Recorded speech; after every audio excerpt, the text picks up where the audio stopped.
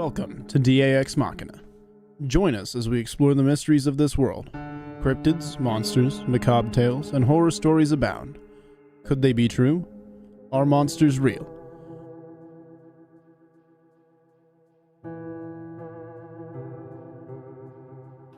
Good evening, folks, and thank you all for joining us on another edition of DAExMachiNation. We have a Doc sighting. Doc is in the house tonight. Joining me is Robbie Rip Rains, and Carrie Pocket Doc Davis is making an unannounced appearance, and we are damn glad he's here. It's been a hot minute, brother. Yes, it has, sir. Glad you're home safe. Me too, man. Me too. Got a quick update for y'all. I've been emailing back and forth with Fred. His father is having some medical issues, and he's hoping to be here, but it might be a little late. There's also a chance he may not make it at all. So y'all keep Fred and his family in your thoughts and prayers. Fred's going to try to get here to us. He said he might be a few minutes late, or he might not make it at all. So we're keeping our fingers crossed, hoping Fred can make it. But if he can't, then we'll get him back on another time. But right now, I told him family's most important, and make sure his dad's okay. So thank you guys and appreciate the prayers. Y'all ready for Turkey Day? Man, like a fat kid on cake. We're actually having Turkey Day at my oldest son and his new wife's house. Awesome. So it'll be the first one over there. It's their first Thanksgiving as a married couple, and they wanted to host it. So we're going to go over there and have Turkey Day with them, and it's going to be a good time. Yep. We're not hosting either, so we're going over to our daughter's house and son-in-law. So yep. I don't know why, but we always seem to have like 4 or 5 Thanksgivings anyway. we have one usually with my wife's family. We usually have one with my family if we get a chance to go up there, and then we have one here, and then usually go visit friends and get invited for other stuff too. But we usually end up with 3 or 4 days that week or Turkey Days somewhere. I'm just gonna sit at home and watch football. Yeah, one's plenty for me. One is plenty.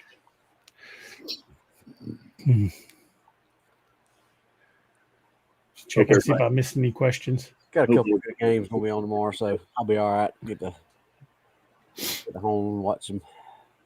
I can't remember if there's any college games there or not, but I think there might be 1 or 2 playing. But there's some good NFL games going to be on. Gabe Bauer says Robbie already had all the deviled eggs. There might be a fight over that one. I will wrestle him for them deviled eggs. It's so funny. You see the little cartoon, whatever it says, eat 8 eggs at one standing. Absolutely not. Oh, deviled eggs. Yeah. I'll eat 25 of those. Yeah, exactly. I want 100. I want like 100 of those things, man. We went to my sister's house one year for Thanksgiving. This has been about 10 years ago, and it was cold. It was like sleeting and snowing that night. And my sister, but 2 of my sisters made deviled eggs, and they set the platter on the little table right next to where I was sitting. So while we're all there sitting there talking, I just kept reaching over and. I don't even know how many deviled eggs I ate, but hours later when we were coming back to Springfield, we're on the interstate, and that's rolling her window down going, "You are forbidden from eating that many deviled eggs again." Well, Douglas Allen, you are killing us. Knock it off. I know it's technically the same thing, but I just thought if they're Scotch eggs, we'll fight for them. But Scotch eggs are good. But I know it's the same thing. But I've just never liked actual just plain deviled eggs. That's just not. But I like me some deviled eggs. The Scotch eggs are exactly the same. It's just got the breading on it. So I mean, sausage in it too.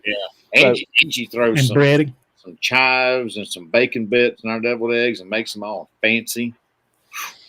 I've had a bunch of different styles of deviled eggs. Yeah. When we lived down in New Mexico, my brother Lee still lives down there, but his wife used to make deviled eggs with little jalapeno slices on them. Well, they'd tear you up 2 ways. That's just never a good thing. You had a bad case of spicy butthole the next day. We brought Kevin and KC and Angel in the fold of Scotch eggs in Ohio when we went to that place. Those are not. I told you they was good, man. They were good, but they weren't as good as the ones we had here in Springfield. when me, you, and Noah went out, those were good. They're pretty tasty. But nothing against the ones we had in Ohio. Those were pretty good. They just weren't as good. Right. Yeah. Deviled eggs can be biological warfare. That's for sure. Think you ain't wrong. Hold on just a second. I'm trying to adjust my camera just a touch.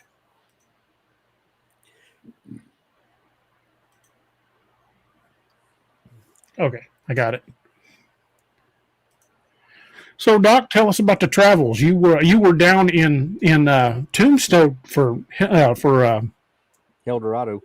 Eldorado days. Yep. We was down in the Tombstone for Eldorado days, and I went to Texas and talked there, then Iowa and talked there, then I was just in Washington State yesterday and flew home from Oregon. So, and I got one more class next week in Texas. But after that, man, I'm dead for a minute. So tell us about Eldorado days. Oh man, yeah, Eldorado days was it was awesome. Hold on, it's the butt again. Say again. Did you get pinched in the butt again by some stuff? I did not. I did not get felt up by a ghost this time, thankfully. Might have been the ghost of Miss Josie. Yeah, you never can tell. Yeah, it was a good time. We were down there. Angie and I were down there all 3 days that they had all the festivities going on. So had a great time with the the anniversary. Actually, when we left on Monday was the true anniversary of the shootout at the OK Corral. But yeah, we had a great time just walking around and soaking up some history and meeting some like-minded folks, and it was fun, man. I know what it was. It was due to your uncanny resemblance to Doc Holliday that you were getting grabbed by the ghost of Big Nose Kate. Just a lot shorter. That's all. How tall was he? Hey, no, I don't even know, man. I don't even know. That could have been the same size, Doc. Yeah, you might have been the same height. I mean, it's not like 6.5 footers were common back then. Yeah, folks actually were. Yeah, they were pretty tiny back then. So you know what? I'm going to consult the Googles and see if I can figure it out. And find out. Consult the Oracle. I think you might have been on the taller side of things back in those days. Yeah, 5'6". Yeah, never can tell. Well, I mean, you think about the new. It was all derived from the nutrients people had or the lack thereof. That they were small. Naoma said he was 5'10", which was actually pretty doggone tall for those days. Yeah, 5'10", 168 pounds. Yeah, he was a lean feller. He was wispy. He was wild. When he died in 1884, he only weighed 122 pounds. My brother Keith just texted that too. He said when he died, he was just 122. Yeah, he was very gaunt, skeletal. I like I was telling y'all before we started the show, the last documented time of him meeting with Wyatt was actually in Denver in the winter of 1885, and they said by their accounts, he looked very, very skeletal. That's too bad. 5'10", 122 pounds. That's but the weird thing is that disease that killed him can be treated today. Absolutely, INH and rifampin. Yep, 100%. It is curable. So there's a long history of, and I know this is not on the Alaskan Sasquatch topic. So when Fred gets here, we'll jump to that. But there's a long history there in Tombstone of hauntings. Oh, 100%.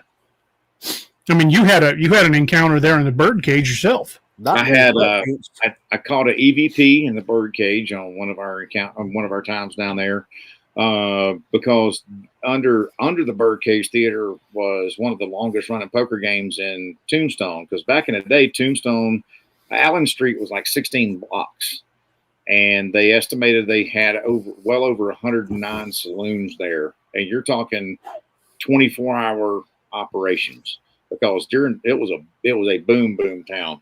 And was that silver or nickel? Silver. Yeah.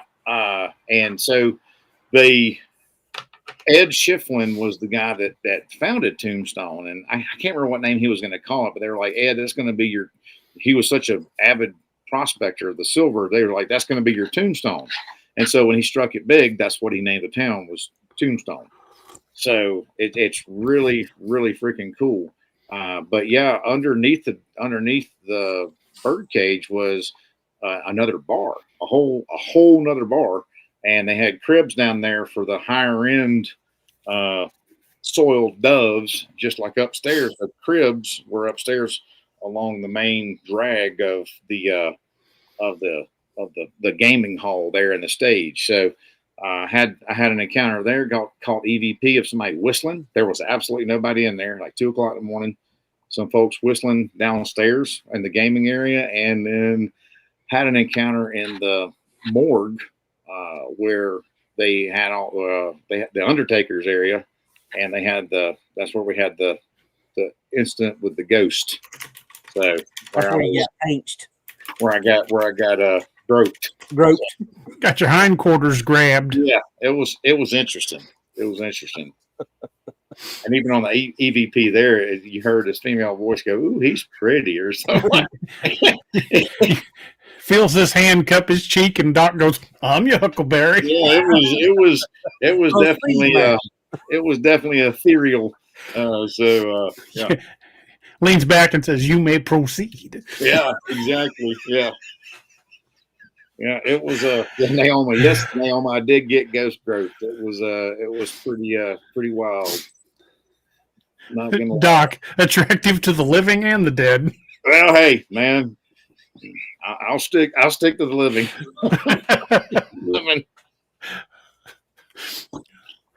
So, if the dead come after you, is that still necrophilia? I guess. I don't know, man. Well, if he reciprocates, I guess it would be. But if he doesn't reciprocate, then you have to ask Angie. Angie would be like, "I'll stab him. I don't care." Ghost or She's not. up there dumping holy water on the silver blade right now. Exactly. Yeah, it was an experience though, and I mean that's not the only Old West town I've been in that I've had an encounter. Had an encounter at the Irma Hotel in Cody, Wyoming. Encounter at the Bullock Hotel in Deadwood. It's interesting. Is it cheating if it's a ghost? I don't know. You better ask your priest on that one. Robin Ray, at least didn't say you got a pretty mouth. Yeah, Naoma, that's exactly what I was thinking. Wouldn't that be a succubus? Yeah.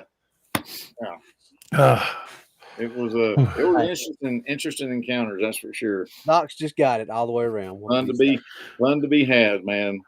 I took a net down to the Crescent Hotel in Eureka Springs, Arkansas, and it's supposed to be one of the most haunted places in the country. And we stopped at the front desk and was asking the lady behind the desk if it was okay if we looked around, and she said, "Well, we've got a wedding, so there's some areas of the place you can't go." And she goes, "Why are you guys wanting to look around?" And I told her we had heard the place was haunted and wanted to check it out, and it was booked solid. There was no rooms available. And she goes, "Well, we don't just generally let anyone do that." And I said, "Oh, okay." And I started to leave, and my jacket kind of rode up off of my side. And she saw my badge and gun because I was still with the sheriff's department. She goes, "Oh, you're a cop?" I said, "Yes, ma'am, but that's not like an investigation or anything. It's just we wanted to look around." She goes, "Oh, then I'm sure you guys will be fine." She says, we don't want anybody wandering around that might steal something. So if you guys want to wander around, just these are the areas to avoid." And she told us which rooms were the most haunted, and that's always been pretty open to that kind of thing. I mean, she kind of very sensitive to that kind of stuff. And we went up to the one room that's supposed to be the most haunted, and I can't remember what it is. I think it's on the 3rd floor, but I can't remember which room it was at the time. But she walked up to that door and started to put her hand on it, and she said when she got within 3 inches of that door, it felt like electricity was running across her palm of her hand. Yep. And at that point, she was ready to get the hell out of there. She didn't want to go any closer. Yeah. She's like, "Okay, I'm done looking around." Yeah, I'm like you, DA. I'm about as psychic, or what? How do you put it? Psychic as a brick. Yeah, I'm about as. Yeah, I'm. Normally the saying is I'm about as aerodynamic as a brick, but whatever the psychic terminology to that is, I'm not. Yeah.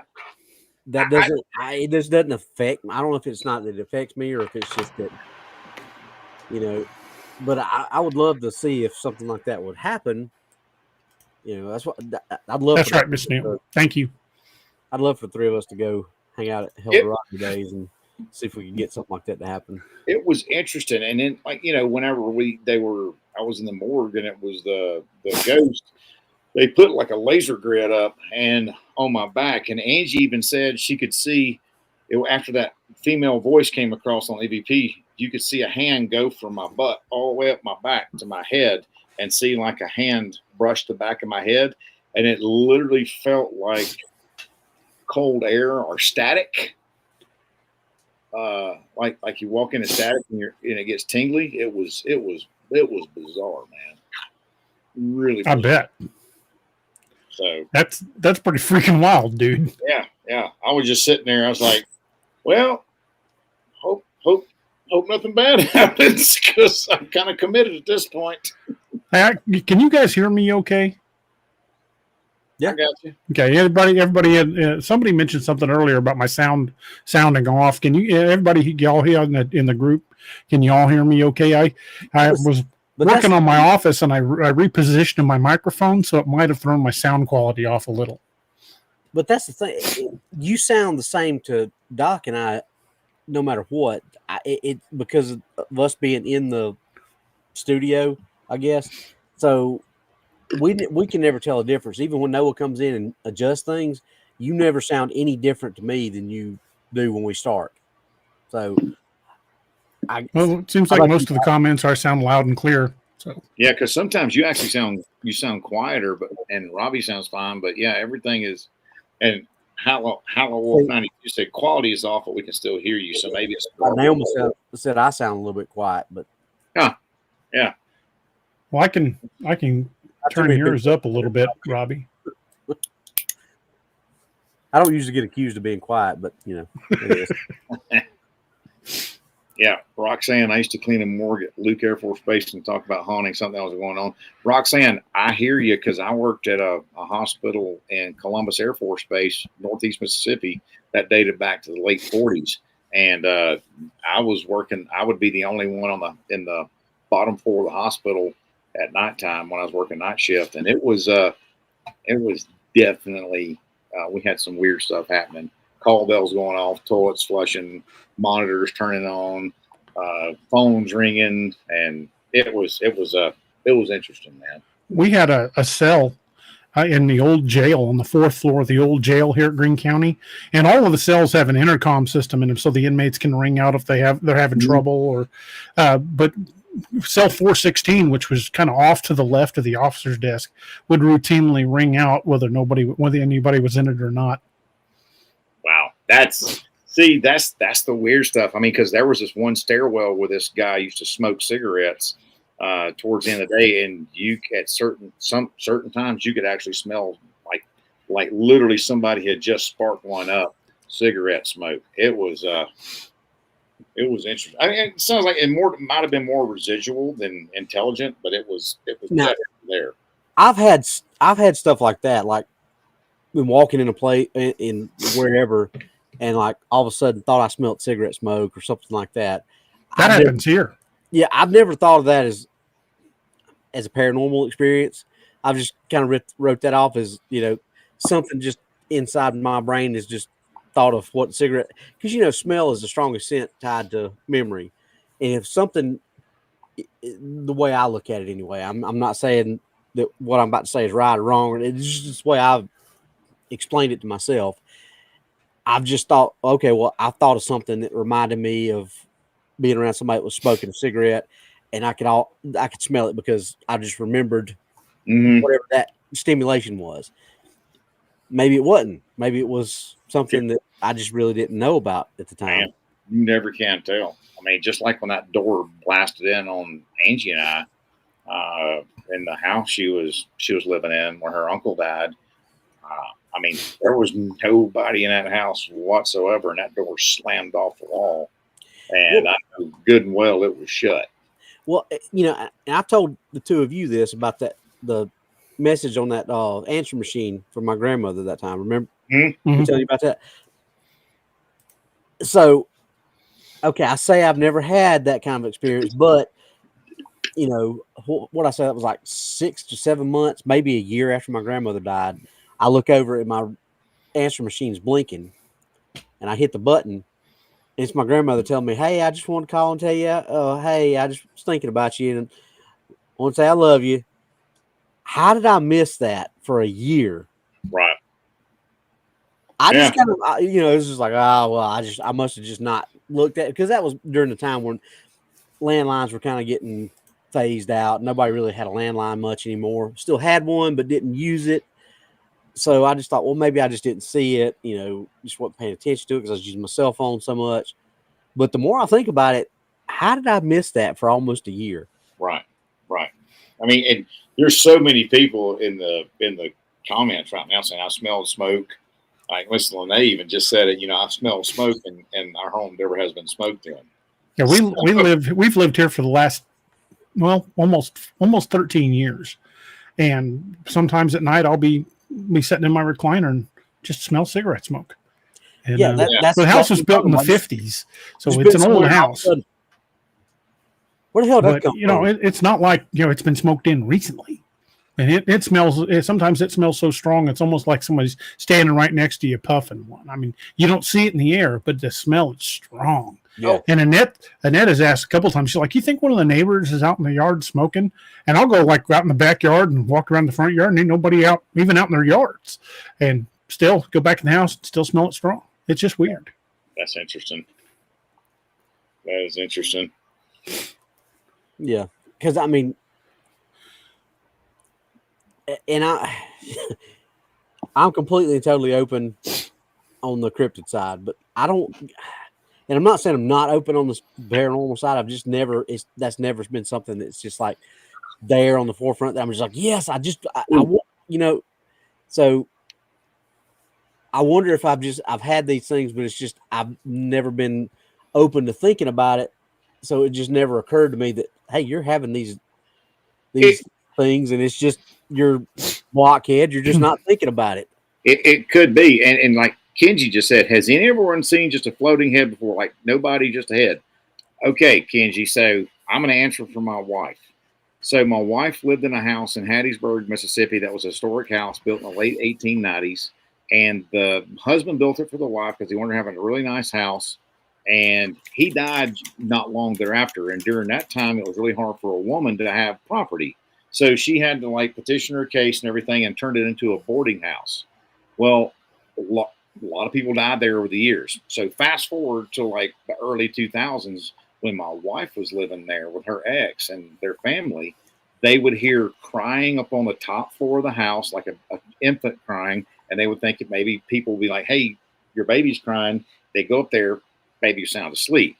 But one night in particular, after all these weird incidents that happened, you know, shadow figures and everything, my wife said she was awakened in the middle of the night by some kind of weird sound, didn't know what it was.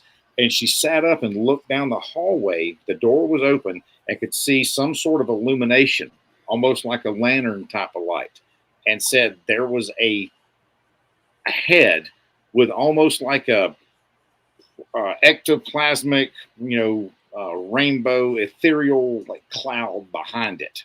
Right. And said it looked almost like one of those porcelain masks. But it was a head, and it just turned and looked at her. They locked eyes, and she said she was sitting there, you know, trying to wake her ex up. Like, she said her voice was stuck right here, but it looked at her and looked back down the hallway and floated in the hallway and was gone like a fart in the wind. And so, yeah, the whole disembodied head thing, she synced it. I've got the other side of that. Yeah. In a little town in Clayton, New Mexico. You've been there, Doc. You drove through there fairly regular. I drive through there. Yeah. The old courthouse still stands over. Well, it's off the main road through town, but the old courthouse is still there. And there was an outlaw in New Mexico by the name of Thomas Edward Blackjack Ketchum.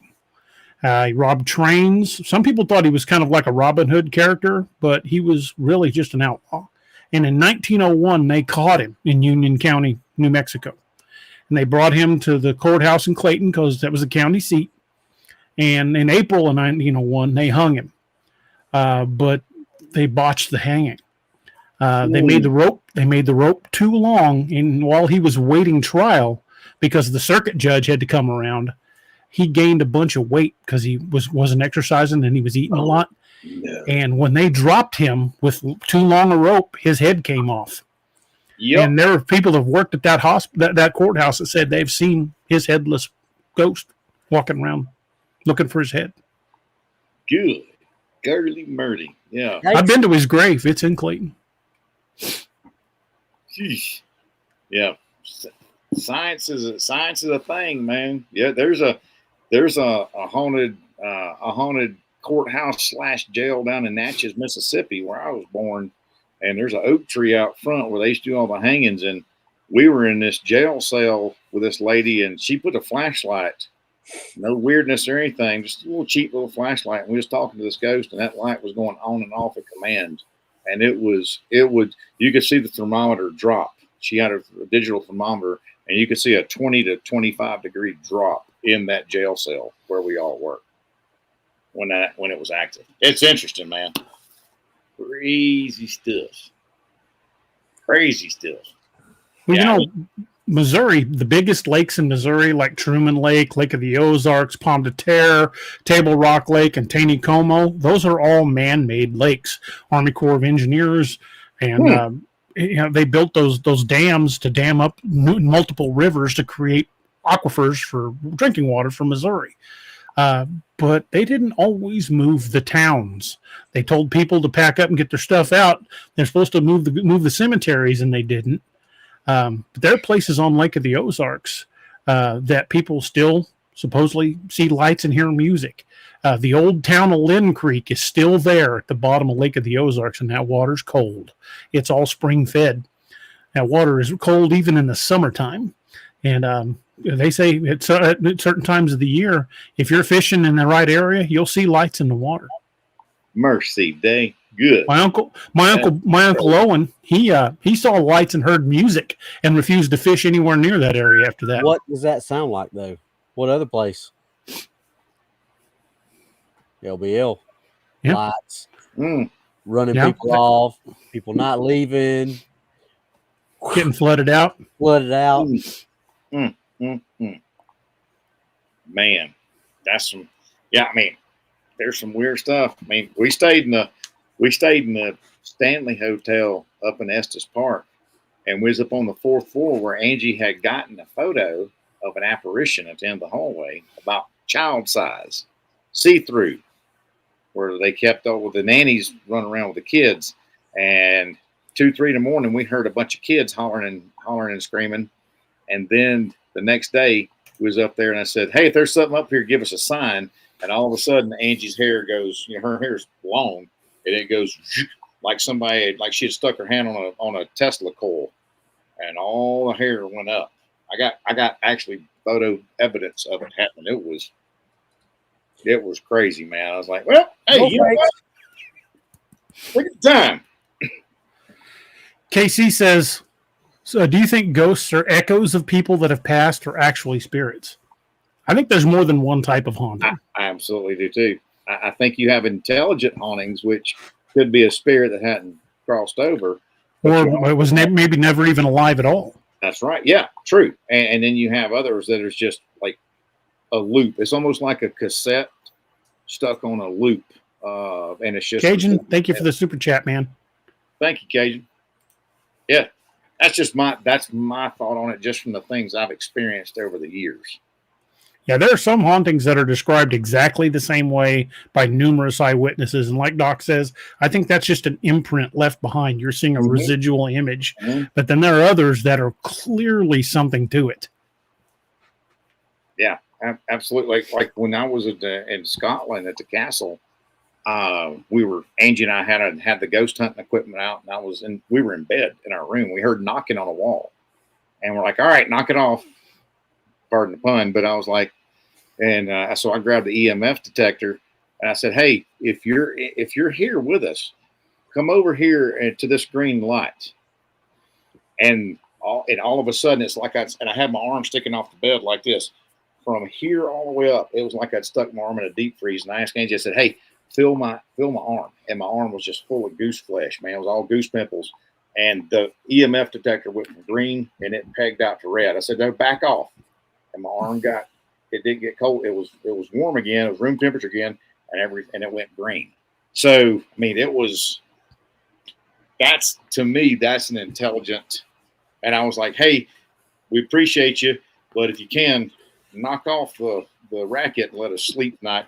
And we didn't hear a peep the rest of the time we were there, but like somebody else had posted in here, be respectful, and a lot of times I think it might just be acknowledgement with a spirit too. They just want to be acknowledged that they're still there. People still know they're there. I don't know, man. It's whatever folks think, but that's my own 2 cents right there. Yeah, I definitely believe in hauntings. It's just not something that I actively seek to get involved in. Because how do we know there's not something malevolent? You know what I mean? That could mimic something else, which is even. Miss Neoma just pointed out Leap Castle in Ireland is haunted by an elemental. Yeah. And that's terrifying. I've seen the stories on that. I've said that about a lot of the Dogman stuff. When you hear, like DA's Dogman example, he's driving through, he sees it, it just looks like an animal. It sees that he sees it, it takes off. But how many others are like, use the terms demonic, hellish, hellhound, red eyes, scared the living bejesus out of me? Mm-hmm. That didn't happen with DAs. I've said from the time we started talking about this, I believe some of these demonic things and some of these demonic entities that are out there, Doc, if you're scared to death of a witch, that's probably what you're going to see. DA, if you're scared to death of something that looks like a gugway, that's probably what you're going to see if it's something like this. If I'm scared to death of a werewolf, that's probably what I'm going to see. So does that mean that there's not gugway that are real creatures? No. Does that mean there are not spirits out there that are witches that probably are not going to harm you? No. Does that mean there's not dogmen out there that are just normal creatures that kind of resemble what we would think of as a werewolf? No. But I just think that these demonic entities take the form of whatever is our deepest, darkest fear. Makes sense. That. Yeah. And that's what we're seeing when we see these things. That's why you see or you hear all these, well, I had this and this is what it looked like. Well, that's what your true fear is. That's just my opinion, but it makes sense to me. I mean, no, absolutely. Yeah. Just a guy who yaps says, are there certain physical or behavioral distinctions that Alaskan Sasquatch and West Canadian have versus American, i.e. Gugway or normal Squatch? What we hear out of Alaska, they tend to be bigger, reports up to including 15 feet tall, and they are certainly far more aggressive. So it leads me to think the ones in Alaska are probably more closely related to Janoska or Gugway than they are like your typical Patterson-Gimlin Bigfoot, because it didn't seem that aggressive. But Fred has lots of stories of extremely aggressive, very large Sasquatch in Alaska, and that's why we're hoping he'll be able to make it tonight and tell us a little bit about that. Miss Naoma said something I wanted to comment on. Just on the obiolette. Yeah, in Leap Castle, they found what's called an obiolette. And in the Middle Ages, that was basically where you threw stuff to forget about it. They would throw slaves or, people who had committed crimes against them. They'd throw them down in this obiolette, which was basically a big shaft. And they could hear people above them eating them, laughing, and, making merry, but they couldn't get out of that obiolette. They would lay down there and starve to death and die. And when the people that currently own Leap Castle bought it and decided to renovate it, they opened up the obiolette and hauled 8 wagon loads of human bodies, human bones out of it. Yep. And another thing too, what they did too, because they had one of those at the castle my family was in their dungeon, because that castle dates back to 1166. It was close to the kitchen, and they would throw salted meat down to them because they could smell the food, but they would throw salted meat but no water. Oh, that's rude. Yeah. Horrible, man. Oh, Little Patty. birthday parties. Little Patty said, and Robbie is in a very unique position to answer this question. She says, has there been Bigfoot sightings in the Pine Barrens? And what people fail to realize is just how freaking big the Pine Barrens is. Robbie, you want to take this one? Yeah, the Pine Barrens are over 1 million acres. And before Johnny's in the chat now, we did some investigation on this, and when we were like, that, I mean, we both knew it was big, but 1 million acres, you just don't think about when you think about New Jersey. You don't think about there being 1 million acres of, wild country in New Jersey. But this is a huge, huge spot or tract of land. And there has been Bigfoot sightings in there. There's been the Jersey Devil, obviously. There's been Dogman sightings. There's been pretty much every cryptid that down the pike there has been sighted in that, or claimed to have been sighted, I guess is the best way to put it, because obviously you can't say for sure, but that there's been people who've claimed to seen Bigfoot, Dogman, Jersey Devil, you name it. They've claimed to have seen it in there. And there's some really, really strange stories that come out of that place.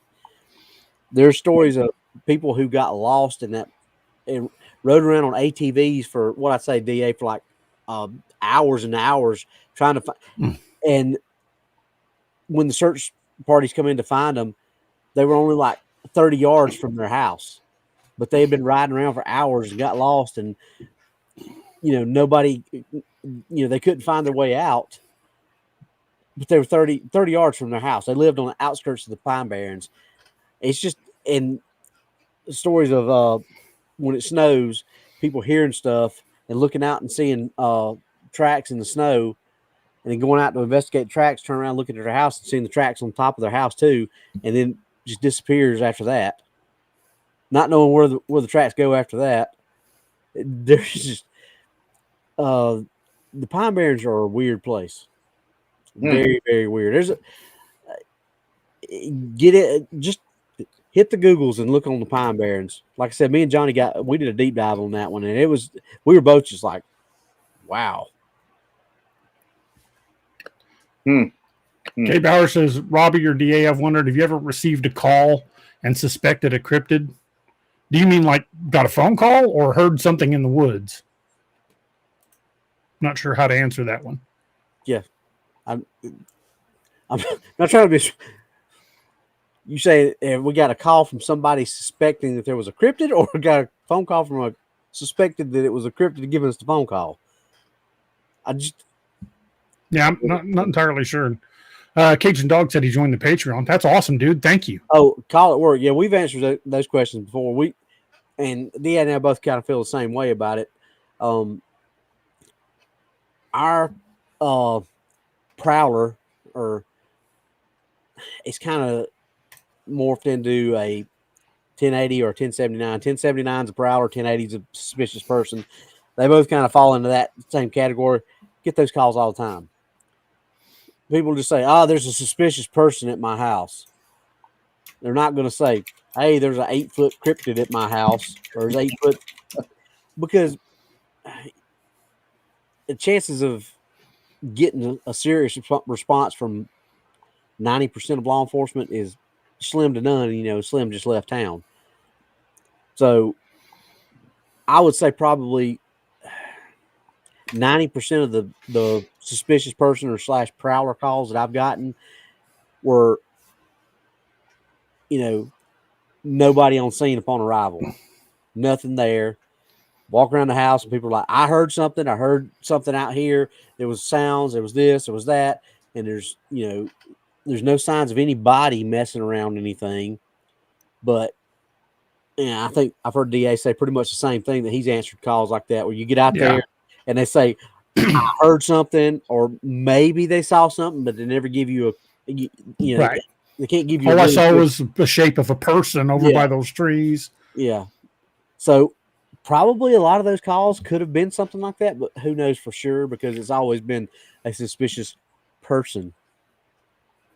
or a Yeah, usually those calls came in as prowler or suspicious person, and you can usually tell it's something weird because the homeowner won't give you any details. They're like, "Yep, well, it was just thought I saw somebody." What'd they look like? I don't know. It was somebody. They were big. they were out there in the woods. Go out there. That's Like, where they were. and no, I'm not going out in the woods. It was really big. Where was that? California, where the guy was talking about? He's really big. He's like 6'7". I don't know. I think that was in Washington State. He was called 911. He's like, I don't know. He's wearing a fur coat or something. He's just huge.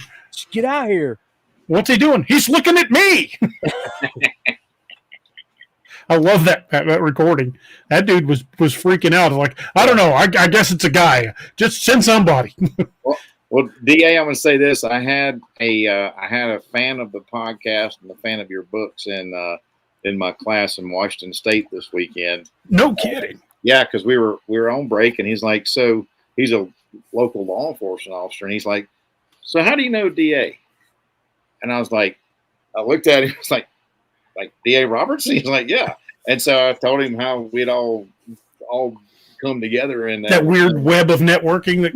Yeah. And he's like, yeah, he said, I love the books, love the podcast. So, I mean, he may be on tonight. So if you're on tonight, hey, Andy, good to see you, man. So, well, Andy, thank you very much, man. Yeah, it was pretty cool. Pretty cool, man. I was like, wow, that's kind of cool. That's freaking awesome. Yeah. But like you said, and you have to kind of talk about that just about every class, because you talked about that in Greenville. Remember, you were like, just got to address the elephant in the room, Yeah. So you kind of pretty much have to do that every class, it's a good thing though. Mm-hmm. Mm-hmm. Yeah, it was cool though. So, but the literary world, my books aren't the only place where Dark Angel medical kits are showing up. Perhaps Jack Carr? Maybe you got some things in his latest book. Yeah, maybe so. Yeah, you guys might want to check that out. If you guys are a fan of the Terminal List, check out Jack Carr's books. Yeah. Yeah, there's a certain little bitty dude over here whose kits are going to be featured.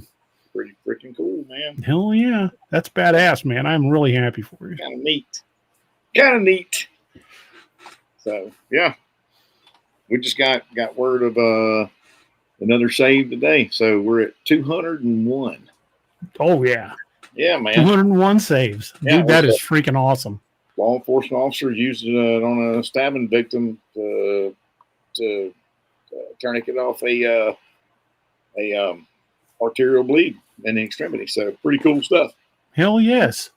Yeah. Hell yeah. Kind of neat, man. Thank you, man. Appreciate you. I'll drink to that. That's good Heck stuff. Yeah. Well, I would like to see the production company that did Terminal List do my books. I really would. Dude. Because they pay such attention to detail. They stuck to the book. I mean, they did stick to the book, which a lot of these production companies just don't. Yeah. And I think they would take the project a little too far. Yeah. Well, like when they made what was it? What's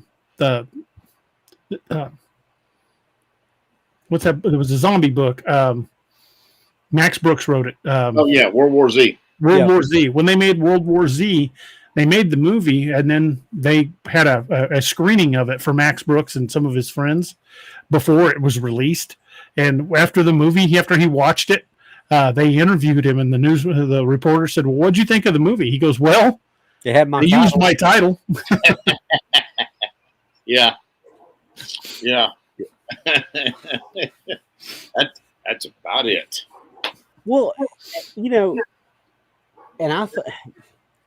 and nothing against World War Z, but I think sometimes if they get a hold of some of these properties that don't have a lot of backbone to them, maybe are not the best. I don't want to say not the best written, because it is a pretty decently written book, but there is, like we talked about the other night when we were talking about Ragnarok, you could take the zombies out of Ragnarok and make it anything else, and that book would still be just as good. Yeah. If it was anything, if Very it was vampires, werewolves, whatever it was, the characters would survive. There's some of these zombie apocalypse books that you take the zombies out of it, and the book just completely crumbles because Oh, the absolutely. zombies that they're so central to the storyline that you can't have the story without that part of it. Right. Right. The Ragnarok Rising series, you could have that story with anything else other than zombies, and the story would still survive. You could have that story with, and it be, a militant cell of terrorists coming in from another country, and the characters in the storyline would still support whatever the main antagonist is, in my opinion. I agree. World War Z was a great story, but I don't think it would survive if you took the zombies out of that story, just because it's so dependent on that being part of it. Like I said, you could take any kind of virus, any kind of attack, any kind of sleeper cell, anything, and put it in place right there, and it in your story would still survive. Some of those wouldn't. So I think when you get stories like World War Z, when they make those stories and they're so dependent on that one part, and that's the sole focus of that movie was the zombie thing. They had to make it bigger, better, and do all this, rearranging and all the rigmarole to it to make it to where it would sell. And then you lose the actual story that was told in the book because there was no, like I said, I'm trying not to talk bad about him as a writer or anything like that. I think that if some of these authors would focus more on story and character development and making characters like Margolin, who was supposed to be a dang throwaway character, who has just become a character that everybody loves, but that's because you put so much effort into making sure that every single part of your story lines up and matches and tells the story, and a lot of these authors don't do that, in my opinion. So that's pretty interesting. I didn't know that, Greg. So did y'all know the government was giving companies a tax break on zombie marked items if they could be used in an actual emergency? Maybe that's what you ought to do, Doc. Make a zombie like an emergency green, like a Dayglow green kit called the zombie kit. Yeah. Send that info to me, man. I'd be interested in reaching out to them. Never can tell.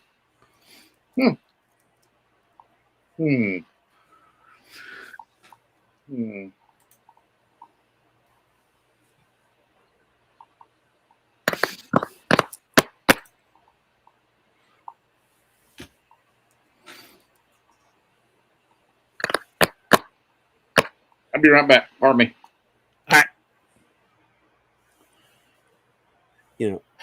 Not trying to blow smoke, but I just, that's my opinion, is just, I think that if the story's weak, that's when you get a lot of changes in the story. Jack Carr's stories are not weak. Your stories are not weak. That's why they're able to stick to his stories, because his stories tell the story, for lack of a better term and lack of a better way to say it. And World War Z didn't really tell the story without the central part of the story. Does that make sense? Yeah, I get what you're saying. And and I think a lot of my favorite novels were the ones that were more immersive. And like you're saying, I enjoyed World War Z, but the book was way better than the movie, right? Because the book was exploring the history of the zombie war, and they took a whole different direction with the movie. And I think the movie really was the worst of the two. Right. But if you took the zombies out of that book and replaced it with anything else, would it work? Out of World War Z? I don't think so. Right. But if you took zombies out of your book and made it a terrorist cell from the Middle East that was going in and doing whatever, your story still works. It's still, because you don't focus, it's not incumbent on the zombies being the main antagonist of the book. It's just the fact that these characters are in some type of dire situation, and it just happens to be zombies. Yeah. You know, it's not so much that, you know, they could be getting killed by any type of virus, and okay, the people turning into zombies and their friends having to kill them. That's a part of it. I get that, but that's a small part of it. That's not the entire crux of the situation that you're writing about. That's a small part of what they're all going through. They're not just going through that. And to me, the World War Z that's the main part of it, is everybody that's turning into zombies. You take that away, and what do you got? Because you have all these other gangbangers that are causing trouble. You have all the things with Wiley trying to take over, or having to run the department and take care of the survivors. That could be happening no matter what the antagonist part of the story is. And I just don't think that character that and I can't even remember the main protagonist character name in World War Z, but I don't think, if he wasn't in the situation he was in, tailored to what he's dealing with, I don't think he's not as good a main character as Wiley. Well, thank you, man. I really appreciate that. I know that everybody here is just going, well, I'm biased about it. Maybe I am, but I've read both books, or that book and your series, and I just think yours stands up better. Well, brother, I appreciate that. I mean, I know Greg and people like that and Doc are all going to side with me on that, but it's just, I think when you get a weak story, that's when you get stuff that gets changed, and you get movies, because Jaws is one of my favorite movies of all time. You know that. Oh yeah, Jaws is a great film. But that's one of the few examples when the movie is better than the book, because the book goes way too into way too many elements that don't need to be in the book or don't need to be in the story to make the story better. You get the story with Ellen and Hooper that you don't need to have. You get the story with the mayor and the shady underside of the mafia that you don't need to have. The movie proves that you don't need to have that, because the movie was so much better than the book. But usually it's the other way around. The book usually tells a better story than the movie, because you can get so much more detailed and so much more descriptive with the book. Well, sometimes you go a little too far in that, which I think Peter Benchley went a little too far in that, with adding the stuff that he didn't really need to add. If that book had been like the movie, I think that book would have probably been one of the best written books ever. Just my opinion, anyway. Well, look at the original Jurassic Park. Michael Crichton wrote that to not have a sequel. I mean, they at the end of the book, they literally nuked the island. Yeah, and he wrote the second book after they filmed the second movie to go along with it, and it didn't need to happen. That was a one and done. I mean, Peter Benchley wrote Jaws to be a one and done. There again, the movie was so successful. There was a novelization, I believe, of. Am I right? Was there a novelization for Jaws 2? I think so, yeah. Yeah. I don't know if Benchley wrote it, though. He may not have, but it was written after the movie was made. Didn't Benchley write Orca? No. Who wrote Orca? I don't know that Orca was. I think Orca was just. Hold on, I don't know if there was a book about that. It might have been a novelization, but I don't know if there was an actual book. It might have been a novelization, but I remember reading the book.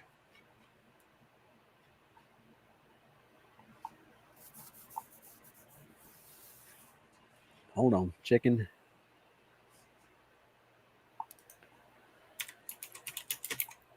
I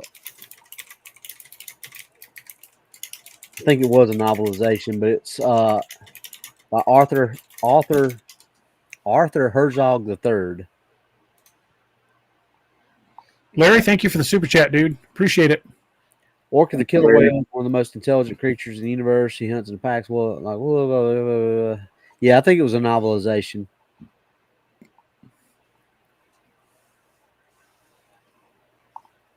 But yeah, you're right. There was a book. It's by Arthur Herzog III.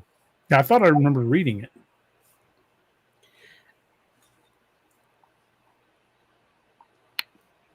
So, and that's another movie. I love that movie, and a lot of people call that a Jaws ripoff.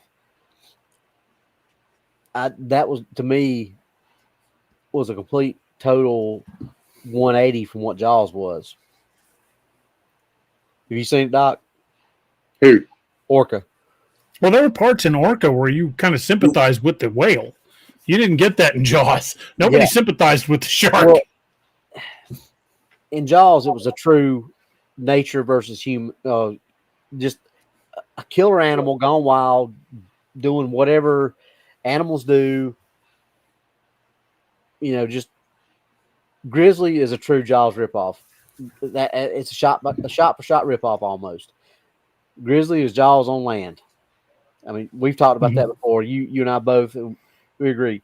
Orca was plain and simple a complete 180 from, because and a lot of it, you know, depending on what act you're in, is who you're rooting for. Because in Act 1, you're not really rooting for anybody. Act 2, you're rooting for Orca. And Act 3, depending on where you stand on the spectrum, you might be rooting for Nolan or you may be rooting for Orca. It just depends on your perspective of things. Because you understand where he's coming from. You also understand where the whale's coming from. But you also understand that neither one of them needs to be given what they want or what they. It's just, it depends on how you look at things. That's why I think that movie is a lot. People don't give it credit for how good it is, because it really explores a lot of stuff that people don't give it credit for. Because it humanizes the whale, number one, and gives the whale human attributes. It gives it human revenge motives. I mean, obviously, it gives the whale probably a little bit more smarts than we think it could have, because the whale knows that hitting the gas lines caused the houses to blow up and the ships to blow up. I mean, that's a little bit of a stretch, but yeah, I don't think the whale would be able to figure that out. no. But knowing that it sinks all the other boats, because obviously we think the whale's smart enough to figure out which boat's his. It can remember, okay, this is his boat. If they can recognize a whale 1,000 miles away by its song, they can recognize a boat by the signature of its motor. Right. So that's not that much of a stretch to think, oh, I'm going to sink all these other boats, and that way he's the only one that can come out here, which is the one I want. Now, is it going to know to knock the stilts off this house and pull this person in the water, bite this person's leg off because this person was on the, who knows?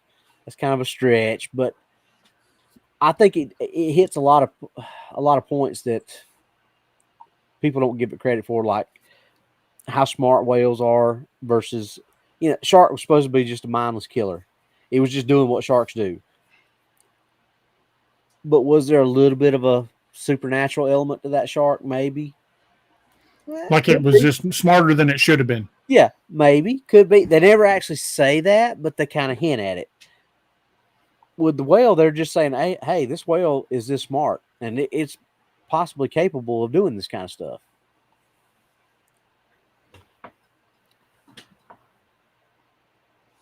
I don't even think we're in the same train station as where we started. No. We didn't even just switch rails. We switched modes of transportation.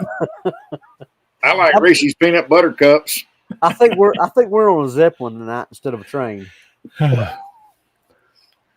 Well, Miss Lene says we're at the top of the hour, and you know what? we haven't heard any of our affiliates tonight, and we've only been doing one per show.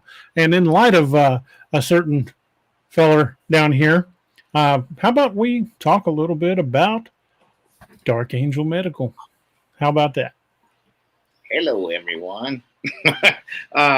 So DarkAngelMedical.com, head over there, and we're having our annual Black Friday sale going on right now. Finally got some nylon in, so if you've gone over to our shop, our site, and you couldn't find anything, wasn't in stock, well, it's in stock now. So head over to DarkAngelMedical.com, and even when the sale's off, we like to extend our thank you to everyone that follows us here, and we give you the Cryptid20 20% off coupon code for any product in our shop on your order.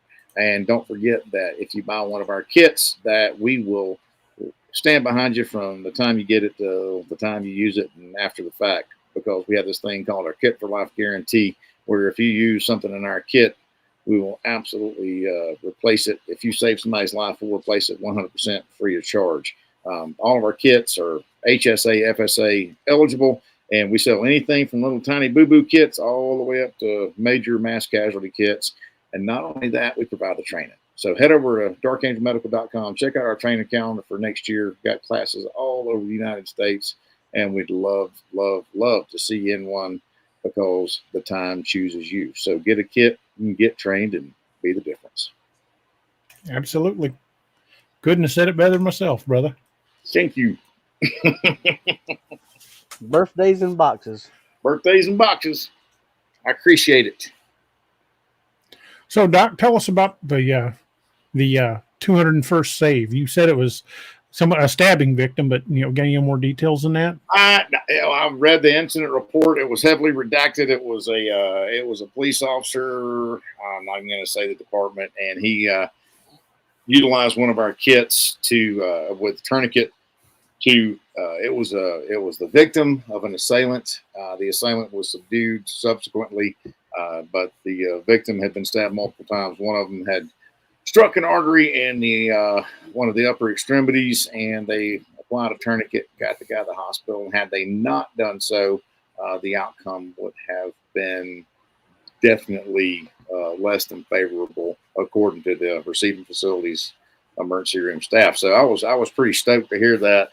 I literally just saw it this afternoon. So I got back from from Washington last night, and then got in and got that in the email this morning. So that was a nice little way to kick off the Thanksgiving weekend. And another thing to be thankful for is the fact that there's somebody else out there alive right now because of one of the products that we provide being used. So very thankful for that, and very blessed to be able to provide the service that we do, for sure.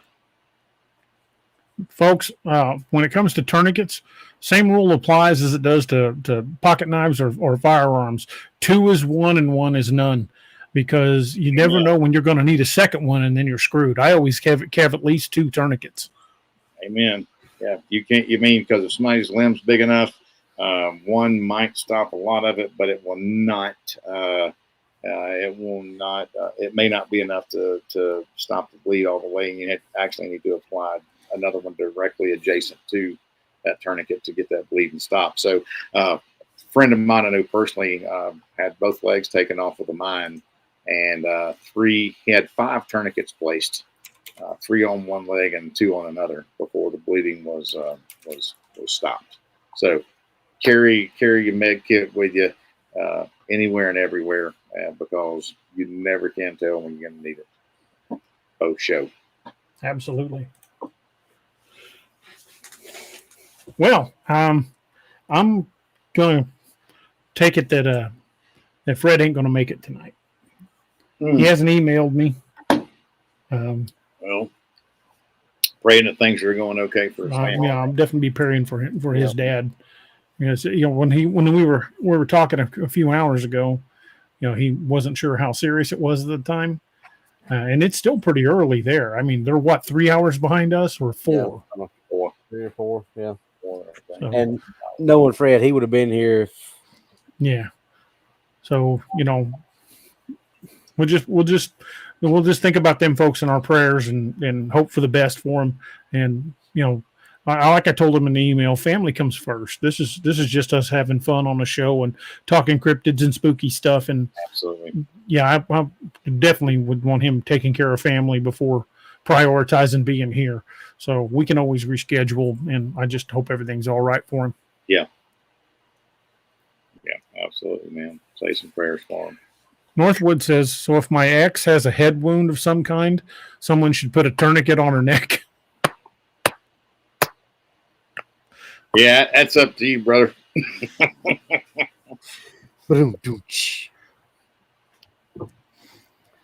Northwoods is was that the first one for that?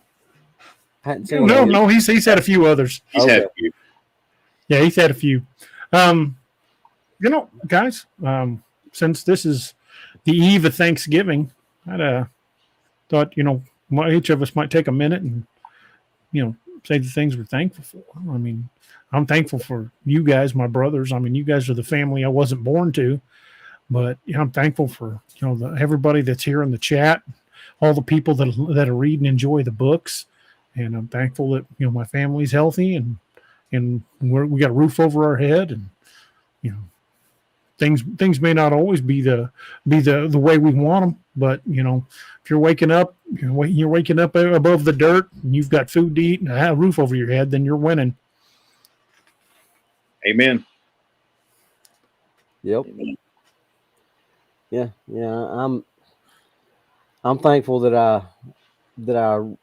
read a line in a book and decided to send an email, because that got me two brothers and a lot of other things that I wasn't expecting. And I think a lot of times people take stuff for granted and they don't realize how one little thing can really change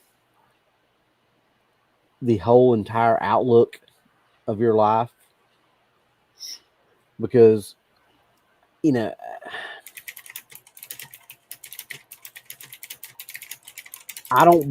not one of those that believes things just happen there's a reason for everything happening and for everything happening when it happens. And, I know we don't get political or religious on here, but everybody that knows me knows what I'm saying.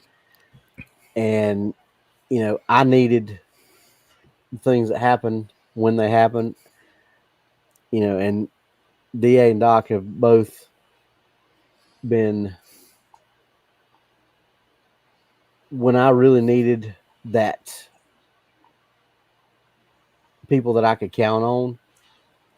They just appeared, because of that, me reading that one line in that book and sending that email, 300 episodes later, or over 300 episodes later, here I am sitting here with two guys that, I've only known for about 2 years, but most people don't believe that we ain't known each other all our lives, the way we act and go on with each other. And, there's a lot of other stuff that is, because of that too. But, that's my big thing that I'm thankful for, is just, take a chance on things. Like I was like, man, he ain't gonna answer this email. Why should I? Nah, go ahead and send it. And I'm not just saying on small stuff like that. Take a chance. Don't be scared to get out of that comfort zone, because nothing ever grows in a comfort zone. If you stay in your comfort zone, nothing beautiful is ever going to grow. Nothing. You're never going to go. You're never going to put yourself out there. You're never going to, because, for 40 years, I suppressed my siding because I don't want to be made fun of. Now, I could care less. Absolutely care less what somebody thinks about, if they believe me or if they don't believe me. But that's because of these two right here, backing me up and having my back no matter what. We may not agree on all things we talk about, but I know these two have my back. Whether they agree with me or not, they've got my back, and that means more than just about anything. So that's what I'm thankful for. So, cheers, boys. Cheers. Cheers. Slanja. Slanja. Skull. Gotta do both.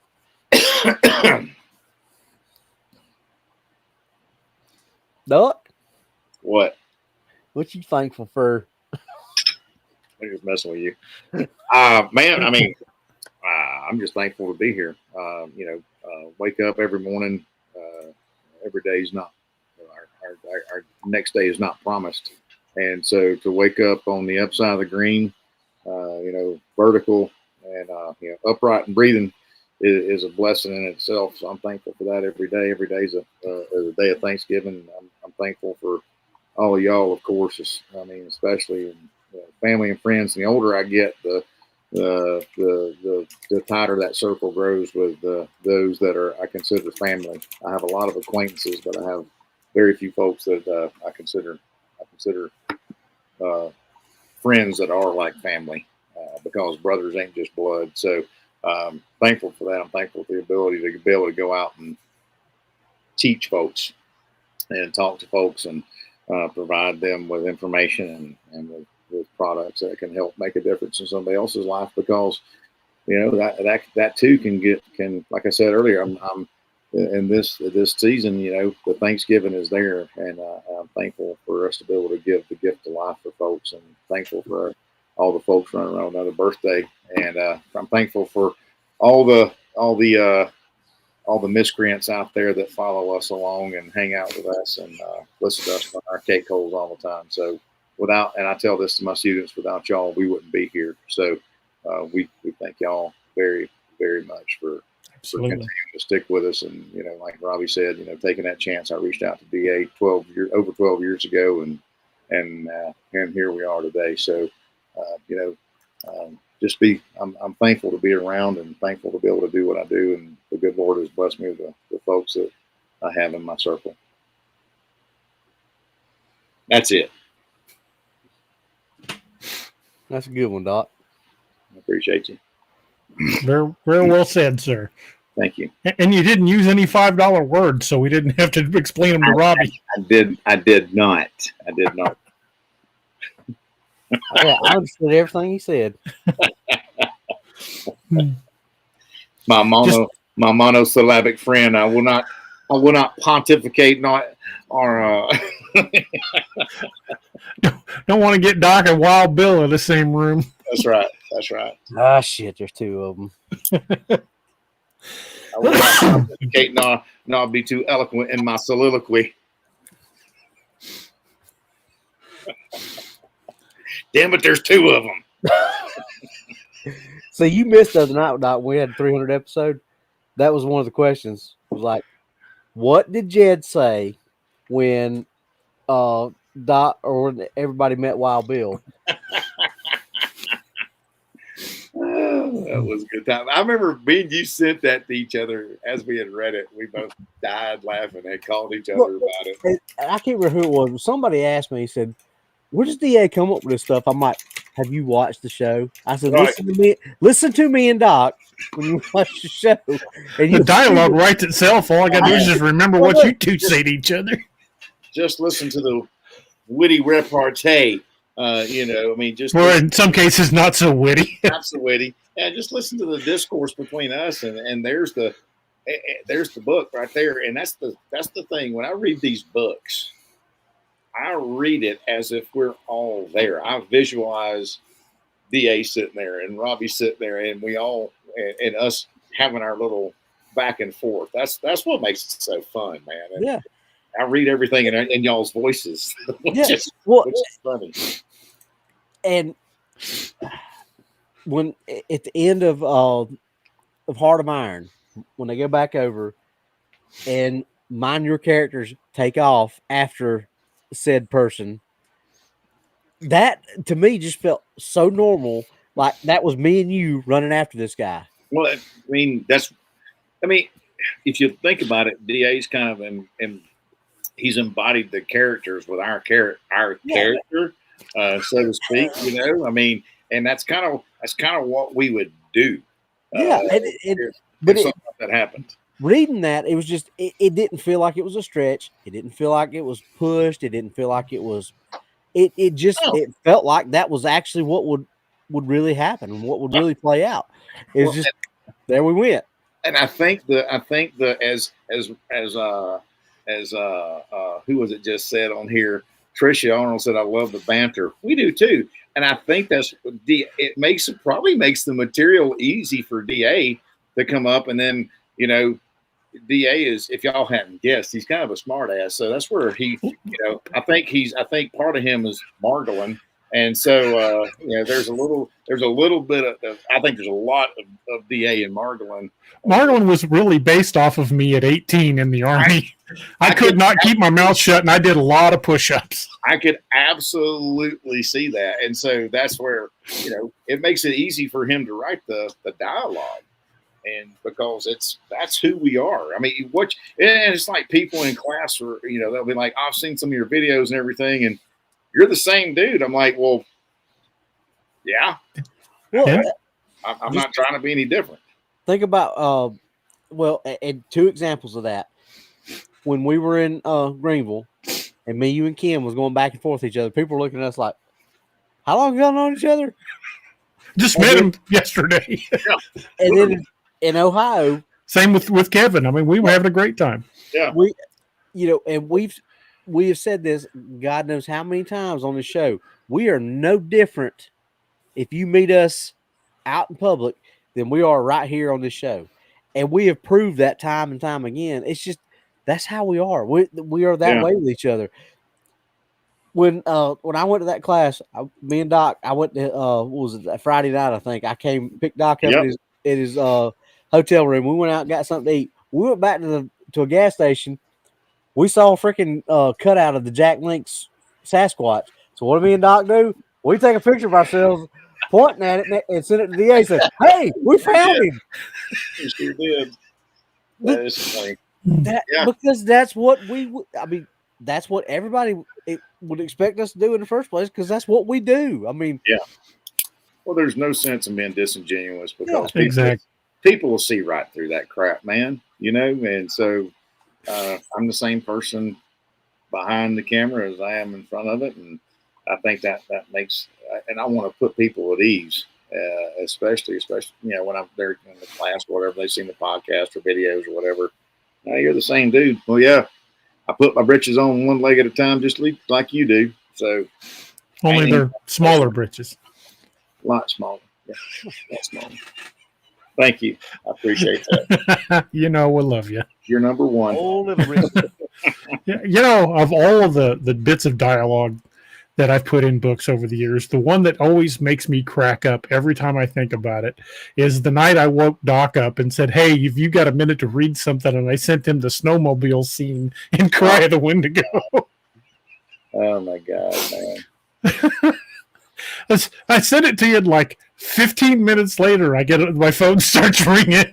And I think like the first 2 minutes of the conversation, all he did was laugh. It was, dude. I mean, yeah. Some things write themselves, man. Well, I'm like, does that sound like something you'd say? He says, man, that sounds just like something I'd say. Yeah. But that's the point. Hey, girl.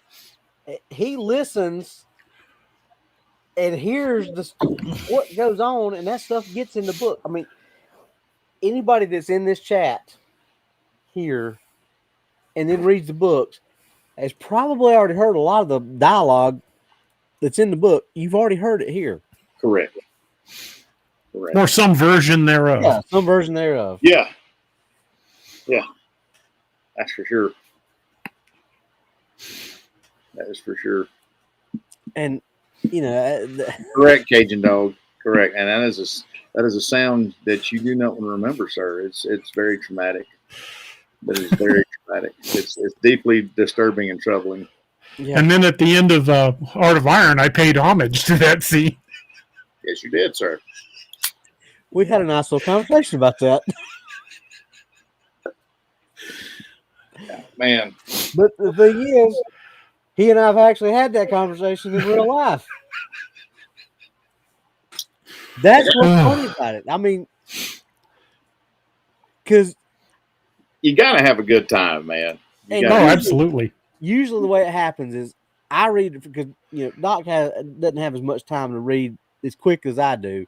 I'll get it read first, and I'll text Doc and I'll say, "Hey, did you read it?" And he's like, "Nope, I hadn't read it yet." I'm like, "All right, text me when you get to the part. You'll know what part I'm talking about." And however long later, he's like, "Dude, that's it." And you read like Angie. I read like a sloth on freaking Valium, man. I mean, I comprehend everything, but like Angie, we'll be reading something like in a museum or something, and she's like moving on. I'm like, I literally just started, like, I'm 4 lines in. I hadn't got through a freaking paragraph yet, Speedy. And she's down there reading like 4 other freaking plaques. I'm like, what the crap's going on? So, yeah, I read extremely freaking slow, man. I'll send him a text. You finished yet? Dude, I ain't even started yet. What are you talking about? I was like, yeah, he's like, man, did you read? Did you read? I'm like, what? No, I hadn't, because I don't read that fast. I'm a I'm a very slow reader. Comprehension is there. It's just the speed is not. So, Antonio Vasquez has a good question. DA, have you, I guess, heard anything about Amish people dealing with Dogman and, I don't know, Dogman, maybe Bigfoot, whatever? Amish people? I've heard that there are a number of stories out there about Amish people and Bigfoot, and I've been trying to make some inroads into the local communities because there's several Amish communities within about an hour's drive of Springfield, but I have not been able to make any inroads yet. I'm hoping I can, get to talking to somebody because you don't generally run into them in town very often. But I know a couple guys who have farms near them. So, what's that, Roddy? What's that guy's name from the Amish Mafia? we need to make friends with him. See if we can get some ties with the Amish Mafia. See if they talk to Bigfoot. Oh God! Oh Jesus! Oh, Valium. Thank you. You're welcome. That's an original. And they almost says it, Doc. I read very slow. I do so because I can't help but read dramatically and envision the scenes. Same. It's literally like almost like a screenplay in my head as I'm reading this stuff. And I'm sure that's how it is when I read.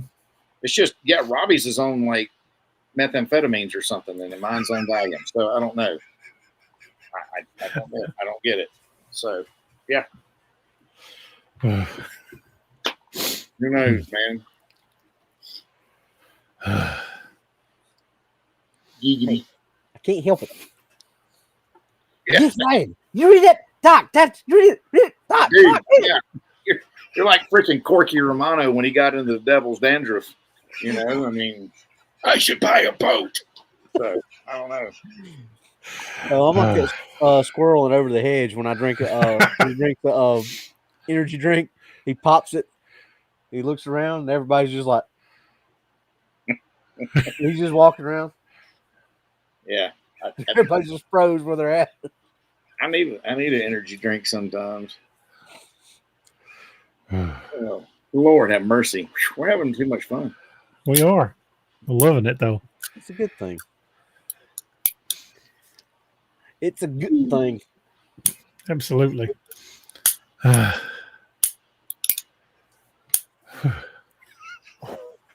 Sorry, I'm still cracking up.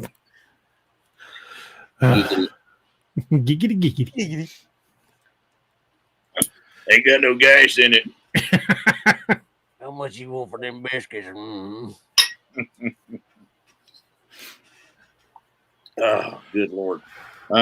So what's next on tap, Mr. DA, as far in your literary journey? Right now I'm working on 2 different books. I've got a couple of short stories going as well, but I've got the Dark Frontiers, Demon of Paladuro Canyon. That one I'm about, I can't remember. I'm about 20,000 words into it, I think, getting close. Maybe between 15 and 20,000. And I've also got the next Lakeview Man in the process, and it's called Dead of Winter. So I've got those going. I got a couple of short stories going, including one that's about Doc and the Bowie brothers in Texas, and I'm looking forward to that one. It's called that story is going to be called "Where Angels Fear to Tread." Kind of an homage to Dark Angel. That'll be interesting, especially if I ate some hot peppers the night before. The angels ain't gonna want to go treading there. At all. Ain't nobody want to. Ain't nobody gonna want to be going there. That scared Gugway out of there. That'd be cool. That would be cool. So, the Demon of Paladuro Canyon? Mm-hmm. Paladuro is just south of Amarillo. I know. I have been through there. Paladuro is pretty country. It is very, very pretty country, man. And the canyon down there is the second largest canyon in the United States, next to the Grand Canyon. So, yep. and I read some stories about that. I had actually some of the guys that I was close to in Amarillo that I was teaching with that lived there in that area had some stories about the strange goings on in that canyon. Pretty crazy. So yeah, I've heard both Bigfoot and Dogman sightings in that area. Yeah. I've even heard, and they even had some UFO, UAP, whatever you want to call it. They had some of that stuff happening around that area too, they said. So well, you get out in those open prairies and deserts, there's so much open sky. It blows your mind. And if there's a place you're going to see UFOs, that's a place it's going to be, because you've got no light pollution and the sky almost seems to go on forever. Yep. That's one incredible thing about the desert at night, is how much of the stars you can see. Ooh, yeah, there's no light pollution, so it goes on forever. Just a guy are you going to do anything with a dispatcher that turned vamper in your Lakeview Man book? Well, she wasn't really intended to be a main character, but there will be more dealt with that in the one I'm writing, the Lakeview Man. You haven't seen The Last of Logue or any of that. But if any of you have read the book version of Demons Part 2, we mistakenly read the original version before I went back and changed some of the story parts. We read the original version on here, but I changed the ending somewhat and changed some of the action in it for the book, the version that's in Deathstalk's Moon Valley. And Demons 2 drops a big hint of some of what's going to be happening in Dead of Winter.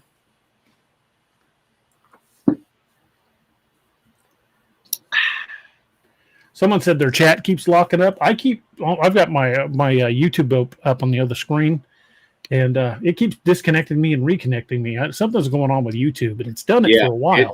It had kicked me out several times as well.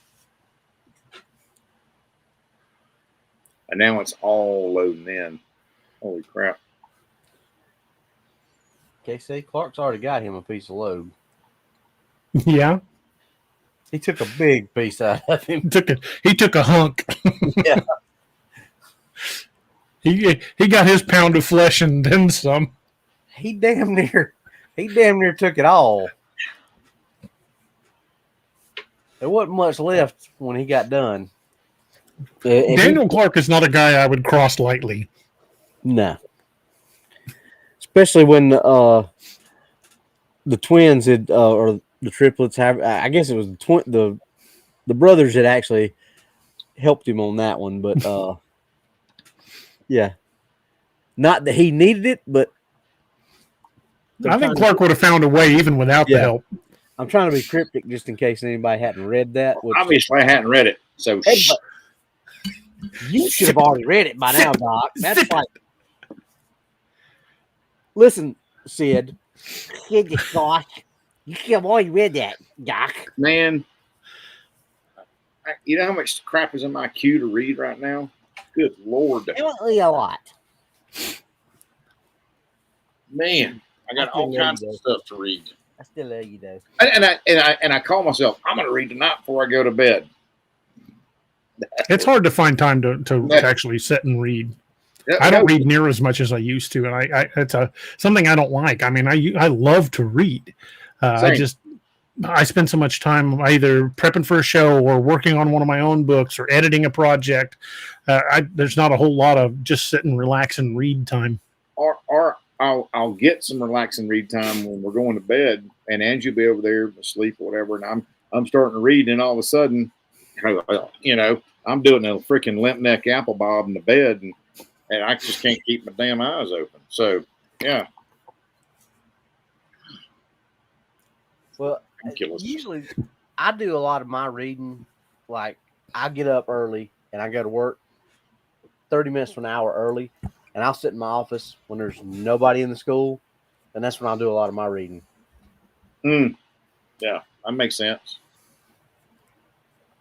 Because I'm just sitting in there. There's nobody in there. There's nobody on the radio bothering me.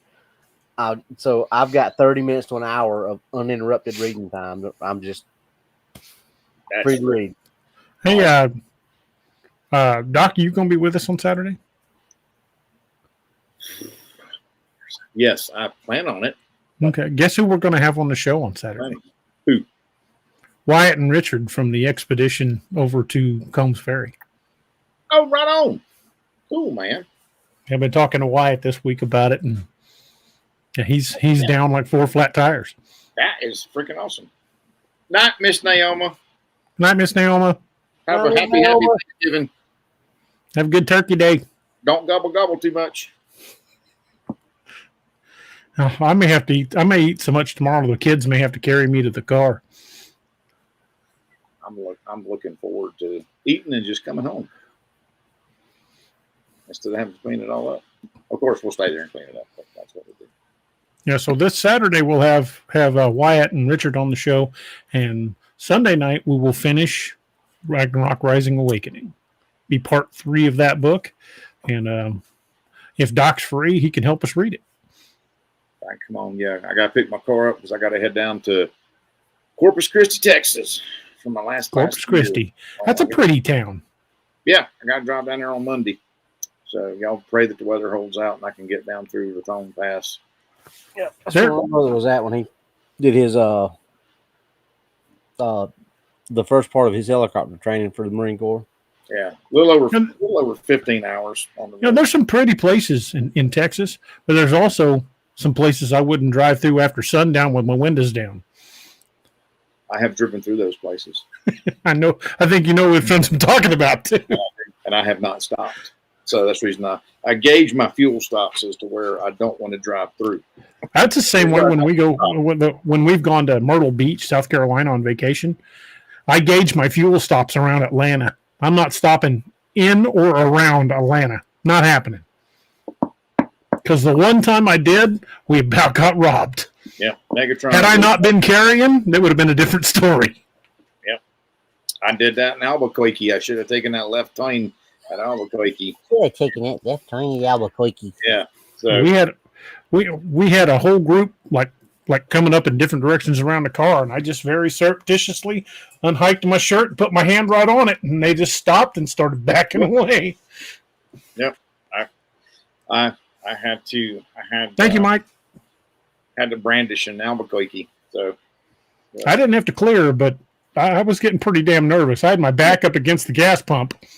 I had a pharmaceutically enhanced individual try to open my door handle up at a red light.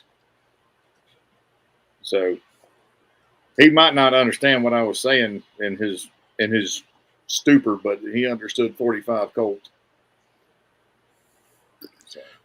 Sonia gifted 5 memberships. Thank you, Sonia. Thank you, Sonia. Then with C. Blanton, Frank Dolicky, Mike Bothwell, Pablo Macia, and Angry Drunken German. Awesome. Sonia, thank you. We appreciate you Absolutely. Yeah. very much. Sonia, you're awesome. Thank you so much. Yep. You know, I've always been a like a Glock guy, but then I got my 1911 and I really like it. But I like 4 or 5 months ago, I went into the local gun shop where I always go, and I know the guys in there. They all know me. And I walked in, and a kid named Henry that works there, he said, "Hey, I got something we just got in. I was thinking about you when we got it."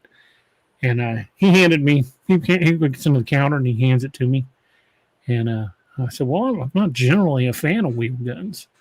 And he goes, "Try this one out. You're going to freaking love it." So I was playing with it a little bit. And the more I held it, the more I messed with it, the more I was like, you know what? I'm going to have that. So I put it on layaway, and it took me a few months to pay it off. But it's a Smith & Wesson 686 plus 7-round 357 Magnum. That's my daily carry now. I carry that everywhere I go. Yeah.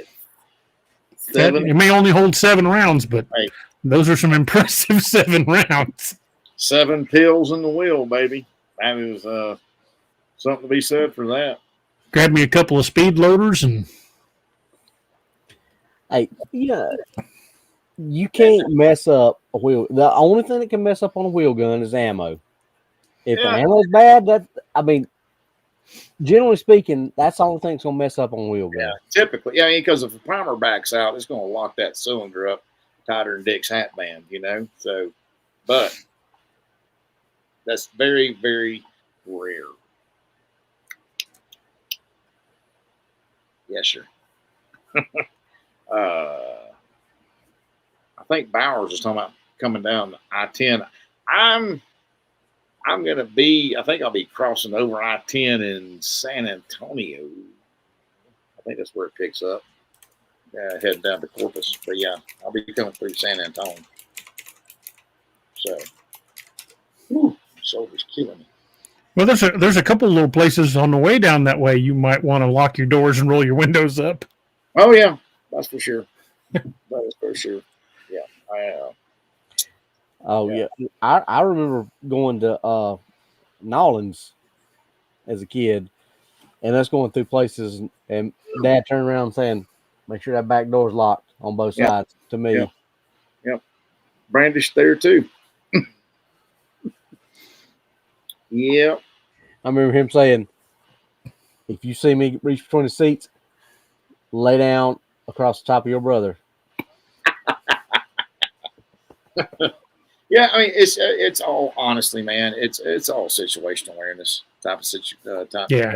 and I carefully map my trips out, and I know where I'm going, and I know where to stop, where not to stop. And so I drive through Texas so much that I got that crap memorized, really. So yeah, just I mean, and this is for anybody out there too. Just wherever y'all go, just plan accordingly and watch your fuel gauge and everything like that. And that's the big thing. That way, it doesn't put you into a I gotta stop situation. Stop when you want to, not when you got to. That's the best advice I can give anybody. That is good advice, especially if a lot of folks going to be traveling for Thanksgiving. Yep. Be careful where you stop. Be aware of your surroundings when you stop. Yep. And don't take anything for granted, because you're primarily, first and foremost, your safety is in your hands. Yep. Because when seconds count, 911 is minutes away. Absolutely, and gas stations, and not to try to be fatalistic or scare anybody, but the gas stations are a very, very dangerous place, very common place for people to get robbed. So just be on your lookout. Like I said, don't stop when you have to. Stop when you want to, and that'll keep you from getting into a bad area. Hopefully. So.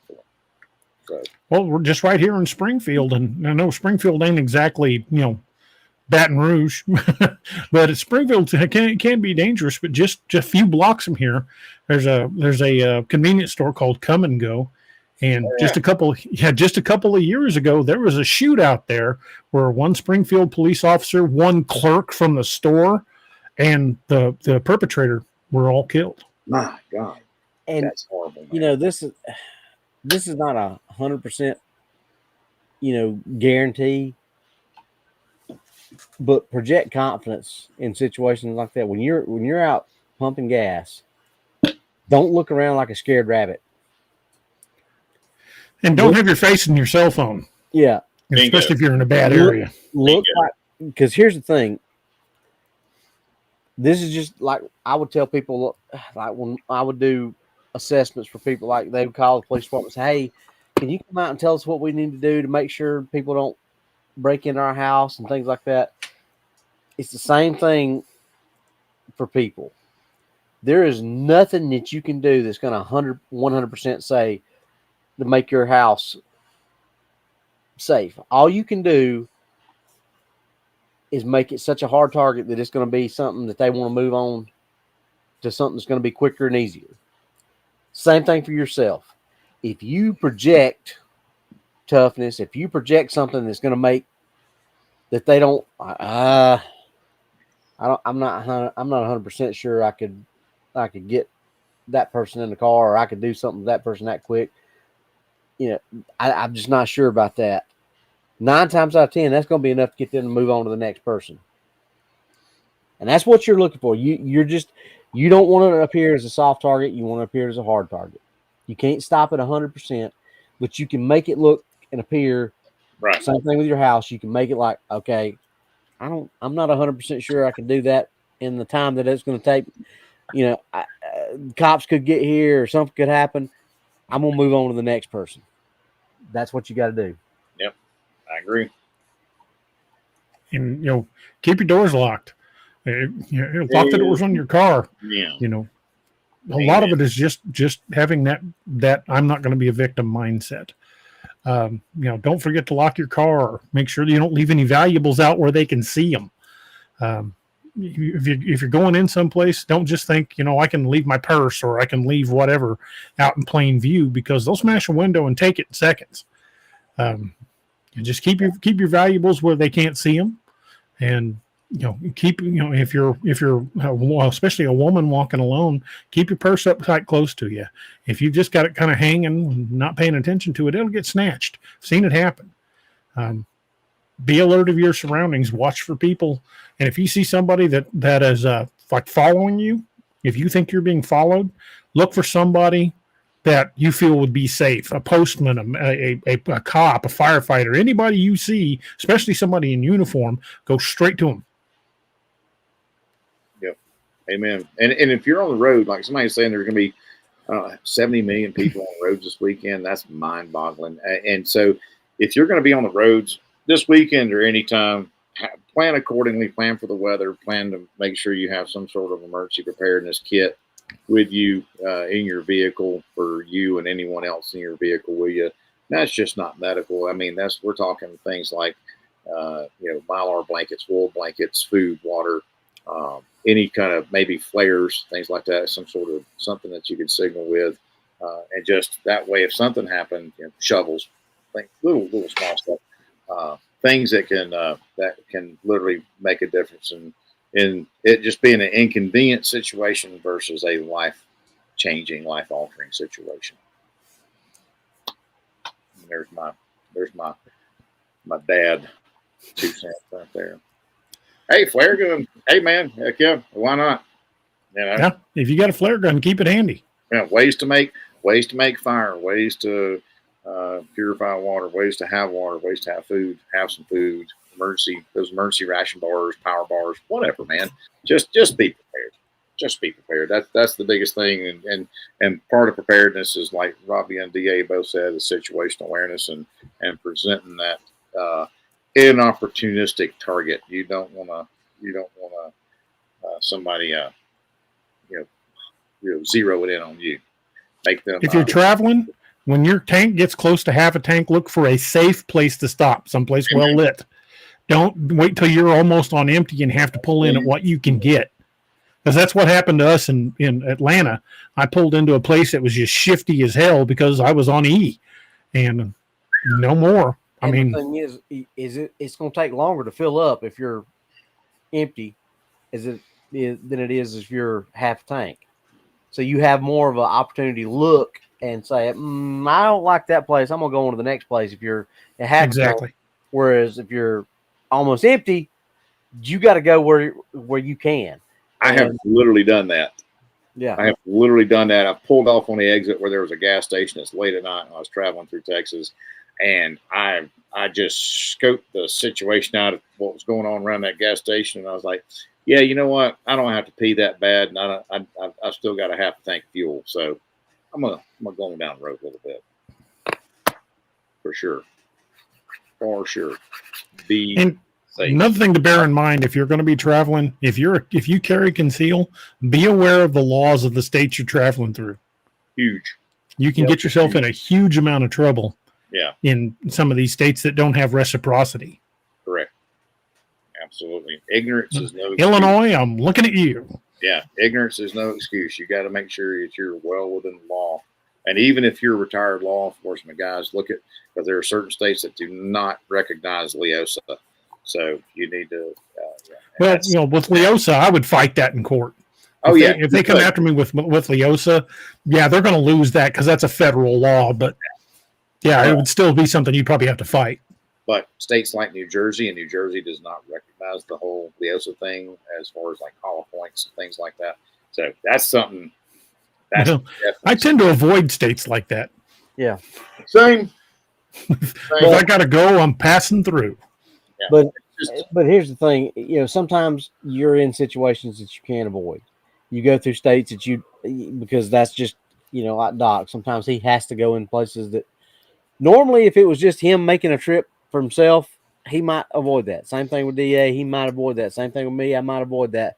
But there might be a convention that, is pulling us up there. Doc might have a class that's up there. Same with you out there in the chat. You may have to go to some of these places that you normally wouldn't go to. So that's what we're talking about. If you have to go to these places, if you have to be in these areas that you normally wouldn't be in, these are the times you need to have your head on a swivel. I saw Cajun Dog talk about that. Situational awareness is if any of you who have been here for a minute in this chat have heard the three of us talk about situational awareness until we're blue in the face. That is not something that we sleep on. Situational awareness will save your life. That's the kind of thing, like if you go into, and this is kind of an extreme situation, but you go into an airplane and they put you in a seat. How many rows away from the door are you? And which side of the plane are you away from the door? When you go into a supermarket and you go down an aisle, how far is it from where you're at to the door? If you're in a restaurant, are you sitting with your back to the door, or where are your exits? Yeah, when me and Doc went to that Logan's or wherever it was we went to that Friday night, me and Doc was both like, okay, and we literally, as we were walking to the booth, we were discussing who was going to sit with their back to the door, and who was going to watch the door, and who was going to. We were literally discussing this as we were walking to the booth to be sit down. Is who was going to watch what. Same thing with me and DA and Noah when we went the first time that I came to Missouri. We were like, DA's like, all right, we're going to sit this way. We'll watch here. You got that, and you watch that. And some people would look at that and laugh at us and think we were, being, what's a good term for that, Doc? We were being way too paranoid about it, but stuff like hyper vigilant. Yeah, exactly. Stuff like that well, just because you're paranoid doesn't mean they won't come and get you. Exactly. You know what, man? I taught my daughters. They talk about condition yellow, condition orange, condition red, all this kind of stuff. Your color codes of conditions, and and I was like, if you're in condition orange all the time, somebody who's in condition yellow is going to cue into that. I just tell people I told my daughters, I said, be condition peach, where you're not quite orange, but you're not quite yellow. And I said, you know what? Enjoy the flowers. Enjoy those roses in that garden. Stop and take you a whiff and everything, but beware of the thorns that are on those roses. So just be a little vigilant, man. That's all it is. You don't have to be walking around all bug-eyed and googly-eyed and, looking, because somebody's going to look at you and go, what the hell's that dude on? So, yeah. We're going to cue into you. But And, mindset works both ways, man, because criminals out there have that mindset as well. So you just gotta they look for that easy win, and that ties into what I was talking about earlier. You don't want to look like a victim, correct. but you also don't want to look like somebody who's just. You want to blend, man. You want to blend. Y'all excuse me. Gray man. I'll be right back. Yeah, they refer to that as being a gray man, where you just blend in. Yep, exactly. I mean, you don't want to appear as a target, but you also don't want to appear as a threat either. Because, and what that means is if somebody comes into a bank, a gas station, whatever, and they've got the mindset that they're going to rob this place. If you look like a victim, you might be somebody that's going to be grabbed as a hostage. If you look like a threat, you're probably going to be somebody who's going to be taken out when they first go in. You want to be that person, like DA said, the gray man that blends in, that doesn't appear to be too threatening, doesn't appear to be a victim. It's just somebody that, I'm not sure about that person. And that's why our department stressed it when I was with the sheriff's department. But I preach it, especially to my son Noah, who carries now. Always keep it concealed. Because if somebody is there to rob a place, the first person they're going to take out is the person that they see is armed. And South Carolina has become an open carry state now. You can open carry. You don't have to have a CWP. The only way you have to have a CWP, unless you're law enforcement, is if you're going to conceal. Now, even if I still have my CWP current, I would still conceal carry because just what DA said, I don't want people knowing that I'm carrying. Because simple fact, if I'm standing around and for whatever reason today's is the bad day in my, and I'm not being situationally aware like I'm supposed to be, because it happens to everybody. Nobody is hyper vigilant, like Doc said, 100% of the time. Everybody, you'll burn yourself out trying to do that. We're all human. Everybody slips. The one time that I'm not hyper vigilant and I'm standing around in the bank just going like, God, I wish they'd hurry the heck up. I'm ready to get out of here.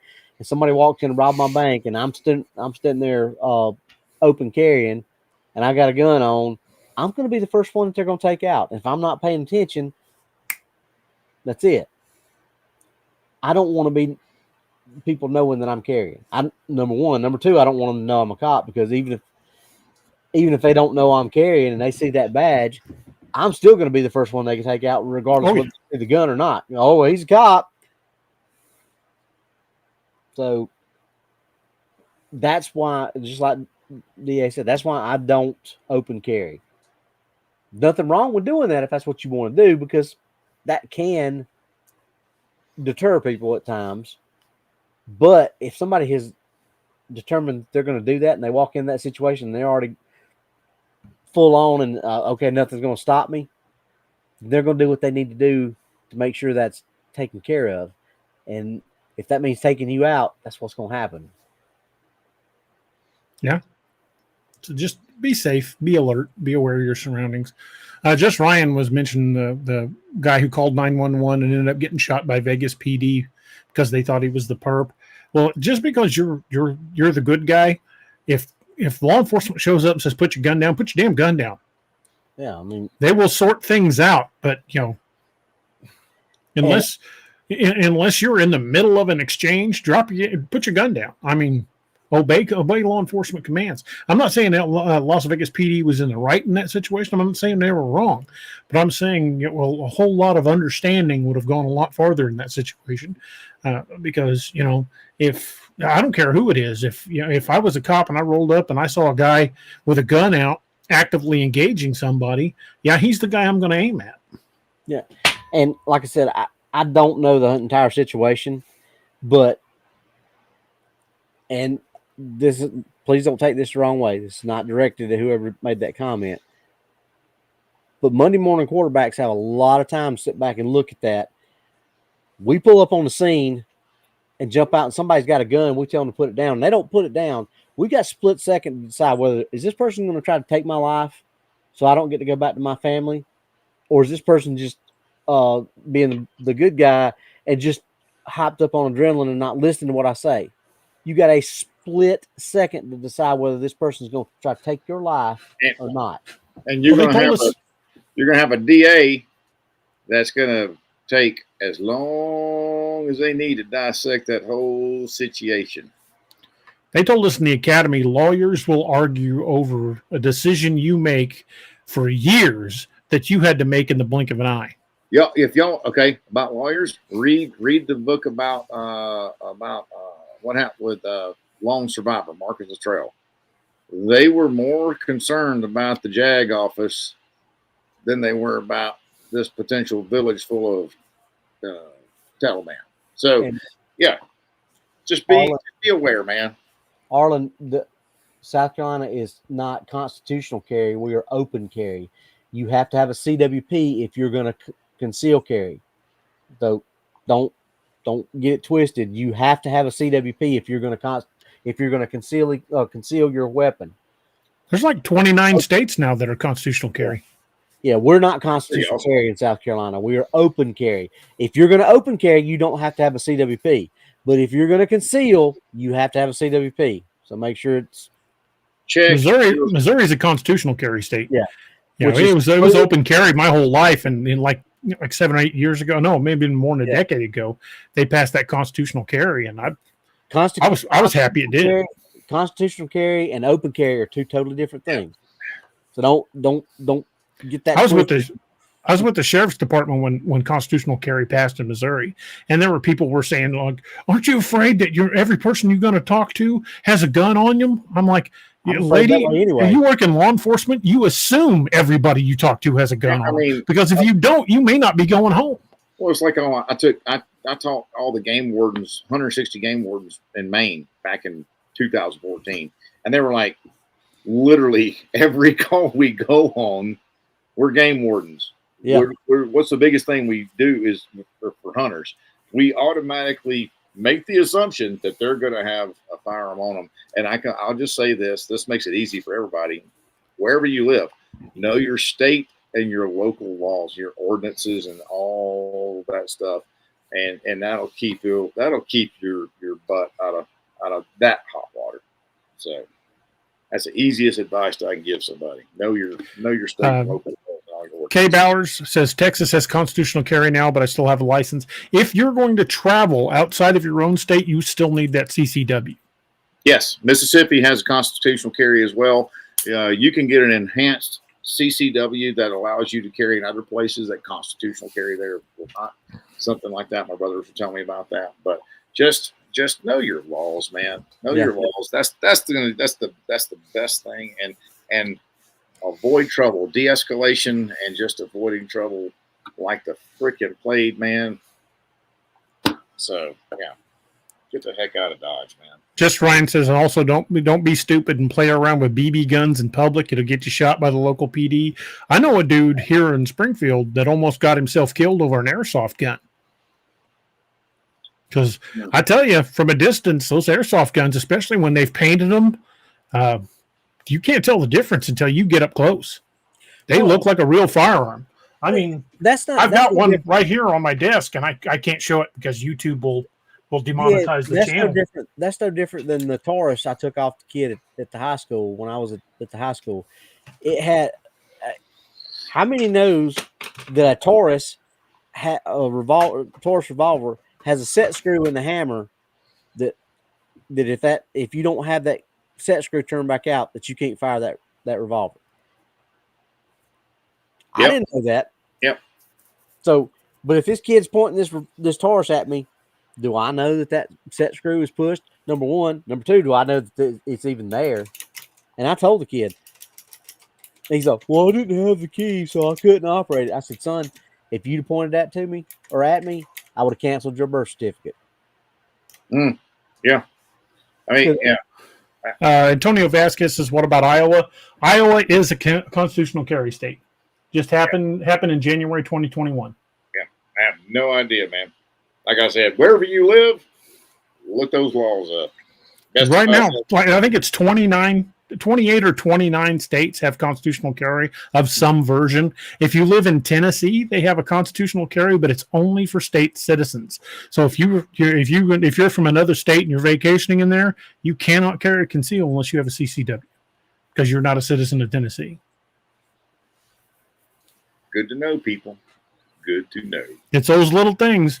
Whenever we're traveling to go to a convention or go on vacation, I check everywhere we're going to stop along the way to make sure. I mean, I wouldn't want to try to go to certain states because when I travel, I carry because I've traveled through some pretty dangerous stuff. Places Doc has too, Robbie has too. You stop in the wrong place for gas, and it might be the last place you ever stop. So traveling unarmed is dangerous business, but you got to be aware of where you're stopping, what states you're passing through. I'm not trying to sound political here, but the blue states are usually the worst. And I'm not trying to start a political argument here, but the blue states are generally the ones that are against it, and they have the toughest laws against it. That's factual. That's not political. Yeah. That's factual. You can look statistics up and see that's factual. Sonya Morgan says top of the hour, y'all. Top of the hour. We're not doing another one. In fact, we're gonna probably start winding down here in a minute. But every state on the West Coast except Alaska, you got to be careful about your firearm status. New Mexico, Colorado, Illinois, and most of the New England states, not all. Maine is a constitutional carry, but most of the New England states are not approved. Right. But as far as any of the others, you're just going to have to check. I know Florida's got constitutional carry. They just passed it a couple of years ago. But you just got to check where your local laws from where you live. And if the easiest way to do it is just Google it. Use the Googles. Say, is New Mexico a constitutional carry state, or is Texas a constitutional carry state? And it'll tell you. But check local laws. And if nothing else, stop by your local police station and just ask. That's something I would call 911 about. But if you find yourself out and about and you see the local police station, stop and go in and ask them at the desk. They will tell you local laws on it. Yes, sir. Don Donaldson's right. Not all states will recognize your CCW from another state. California won't. Illinois won't. Those two I know for sure. There's a few others that won't. But supposedly they're talking about creating a federal national reciprocity law. We'll see if it happens. Because your Second Amendment rights shouldn't end at your state line.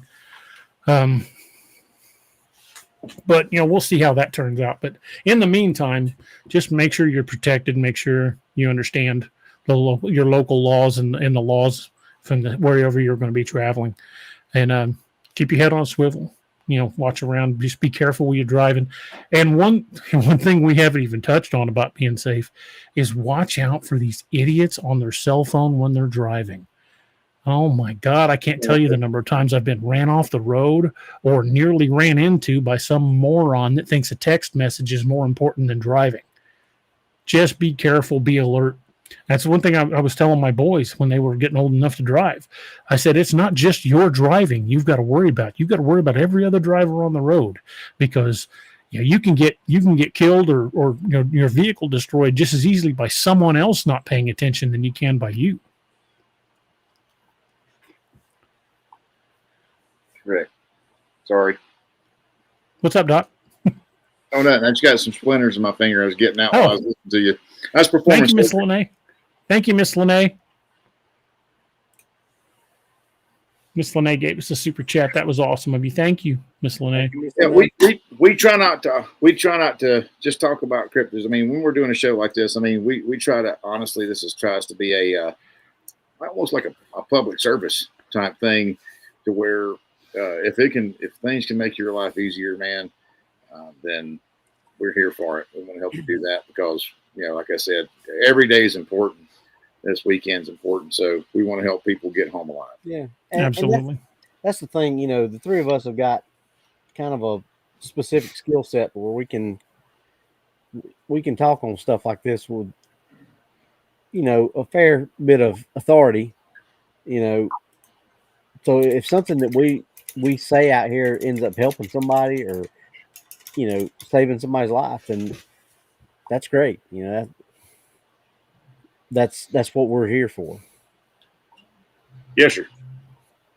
Watch out for intoxicated drivers too. Yep. Amen to that. And one thing I'm kind of happy about with the colder weather, we have less of these idiots on bullet bikes that think that's cool to do wheelies and crap in traffic. And when the weather's cold, we don't see them out there doing that crap. Nope. We see it in Springfield all the time because Springfield won't chase them. Yeah, Bowers. Doc, you better be careful if you stop at Buc-ee's. They'll take everything. Yeah, you ain't wrong. Old Busey's. Stop at Buc-ee's for gas and leave with 2 grocery bags full of stuff you didn't need. Right. I got a Bigfoot shirt from Buc-ee's. my Go Pack that you like so much, DA, the one that little cross strap thing, I got that at Buc-ee's. Don, I love my KSG. That is my favorite shotgun. If you've got a chance to get one, for now, take it. For now, for now. But we'll see. That KSG is a sweet little shotgun. We will see in a couple days if that changes. Just a guy. He says, will Fred be on next Wednesday if possible? I will get a hold of Fred. I'll reach out to him, let him know we're praying for him, and tell him just whenever he's got time. He's welcome back anytime. Fred's a great dude. He's been a friend of the channel for a couple of years now, and he's just an awesome dude, and he's welcome anytime he wants to come on. Cajun Dog gave us a super chat. Thank you, man. That's awesome, man. Thank you. Appreciate you. Says, don't play dumb games with semi-trucks. You ain't wrong. Back. They're bigger. They'll win. Or trains, for that matter. I can't tell you the number of times I've seen people drive around barricades. That don't mean me. That's right. They'll stop. No, they won't. They can't. I saw a guy pulling a trailer with a single wide trailer, actual housing trailer, try to go around the Bucks. Yeah. Here's your sign. And you get one of the freight trains, was large, heavy duty, like loaded with all kinds of stuff, or even a coal train, like those ones that come out of the mountains up in Colorado, those big coal trains, Doc. You get one of them things going 20, 25 miles an hour, it might take them 4 miles to stop. Yeah. I have a buddy of mine that is an engineer. He lives in Texas, works out of Jackson, Mississippi. And he said, yeah, people think we can stop on a dime. He said, even if you're going 10 miles an hour, the kilojoules of energy delivered by that train will knock your head off your freaking shoulders. So yeah. Physics is real, people. Physics is real. Yep. That's why 1911 round, which is traveling much slower than a 9mm round, does way more damage. Yeah, it can knock the poop out of you. That hydrostatic shock. Yes. Don says he's got a KSG on layaway and can't wait to pay it off. Dude, you're going to like that little thing. Thad Brown says, Oregon is open carry as long as the gun's unloaded. What's the point? Exactly. An unloaded gun's a paperweight.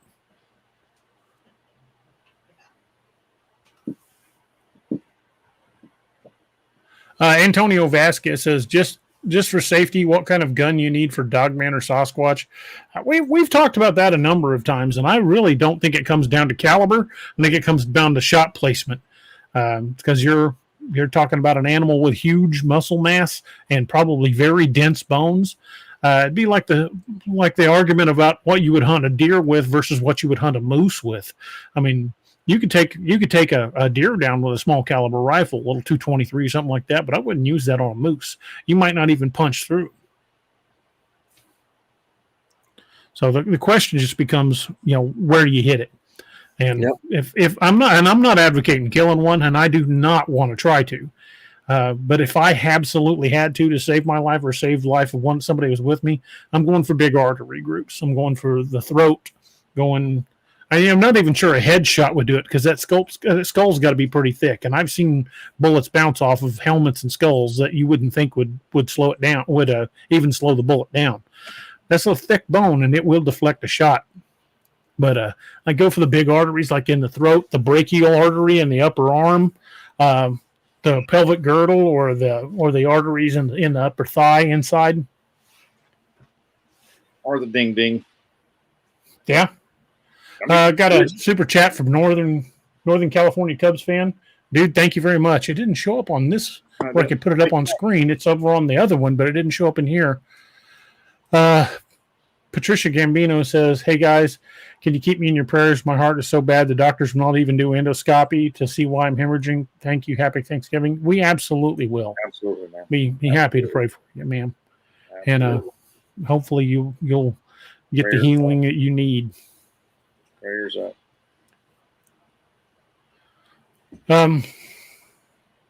Oh, there it did pop up. It just wasn't highlighted as a super chat from Northern California Cubs fan.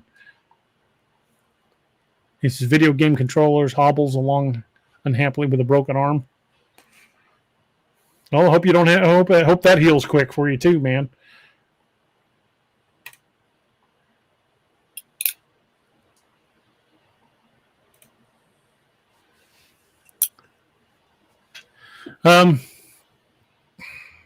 Well, we are a little bit after 10, and tomorrow is Turkey Day, Thanksgiving. So we're going to start winding things down. And want to thank you all for joining us and let you know that we are thankful for each and every one of you guys. And we appreciate all the love and support we get from everybody. And I'm really proud of the community we've built here. Like with that last request. I mean, we got prayer requests that folks who need it. We all do from time to time. I mean, right now, I've got my Uncle Roy. He had a stroke 2 days ago. He's doing better, but he's home. But when they were doing the scans, they found a mass on his lung. So he's getting up there in the age. He's almost 80, and he's one of the last of my mother's siblings. There was 13 of them, and Mom passed away in 82 when I was a kid, and only a couple of her siblings are left. That whole generation's almost gone. And Uncle Roy's always been a big part of our lives. I love Uncle Roy to death. We all dealing with this, and then the holiday season, and added stress of paying bills and a bad economy. We all need it from time to time. So just be good to each other, and remember, we all, like Doc says, we all put our pants on the same way. Ain't nobody better than anybody. We're just here to enjoy each other's company and to share some stories, and we're just damn happy to have you guys with us. Amen. So as we wind it down, I again like to talk about the 22 a Day Club Foundation. We lose 22 veterans a day to suicide, and that is 22 too many. This is something that could be prevented. Same thing with first responders. So if you've got friends or family that are first responders in any capacity, or served in the military in any branch, any capacity, check on them. Let them know you're thinking about them. And you never know when that 2 o'clock, hey fucker, you awake text might be either a cry for help, or might be, the one thing that person needed to hear to pull them back off the edge. Right. Let your family and friends know you care about them. Reach out to them, because like I've said, you never know when it might be the one guy you think had it wired tight and didn't need it at all might need it the most. Because we all face those demons, and we shouldn't have to face them alone. Don't let the hard days win, folks. Just don't do it. And just remember to reach out for those folks. Let them know you appreciate them. Let them know you care, especially with the holiday season, because the holiday's rough on a lot of folks. So it's a perfect time to reach out to somebody and say, hey, you want to come over and have a turkey leg, or, how you doing? How you feeling? Or come over to the house and just watch football. You never know. You just anything. You may be very little. It means the world to somebody that's hanging on by a thread. And I think that's something we should all do more. And I've got my brothers here, and Steve, who has to work, unfortunately. Steve works crazy hours. But our hats and our hats are off, and our hearts go out to all of those who won't be with their families on Thanksgiving because they've got a calling. They're in uniform. They're either deployed or somewhere around the world, or they're going to eat their turkey dinner behind the wheel of a patrol car, or at a firehouse, or in the back of an ambulance bay. There's a lot of folks that have that uniform on or will be away from their family so we can enjoy time with ours. So again, reach out to them. Let them know you appreciate them. Let them know you care. Let them know you love them. And we'll wind her up with our toast. And it's, y'all know the toast by now. And I'm pretty proud of it. And I'm glad we started doing it. So bringing it up so y'all can share it. Let me move that off Doc's face. But the toast says, but since it fell, yeah, Doc, you're absolutely right. But since it fell into my lot that I should rise and you should not, I'll gently rise and softly call. Good night and joy be to you all. Good night, everyone, and happy Thanksgiving. Good night. Launch it. Thank you for joining us. Catch us again Wednesdays and Saturdays on DAExMachiNation. A special thanks to all our channel members and Patreon supporters. Please make sure to like, share, and subscribe.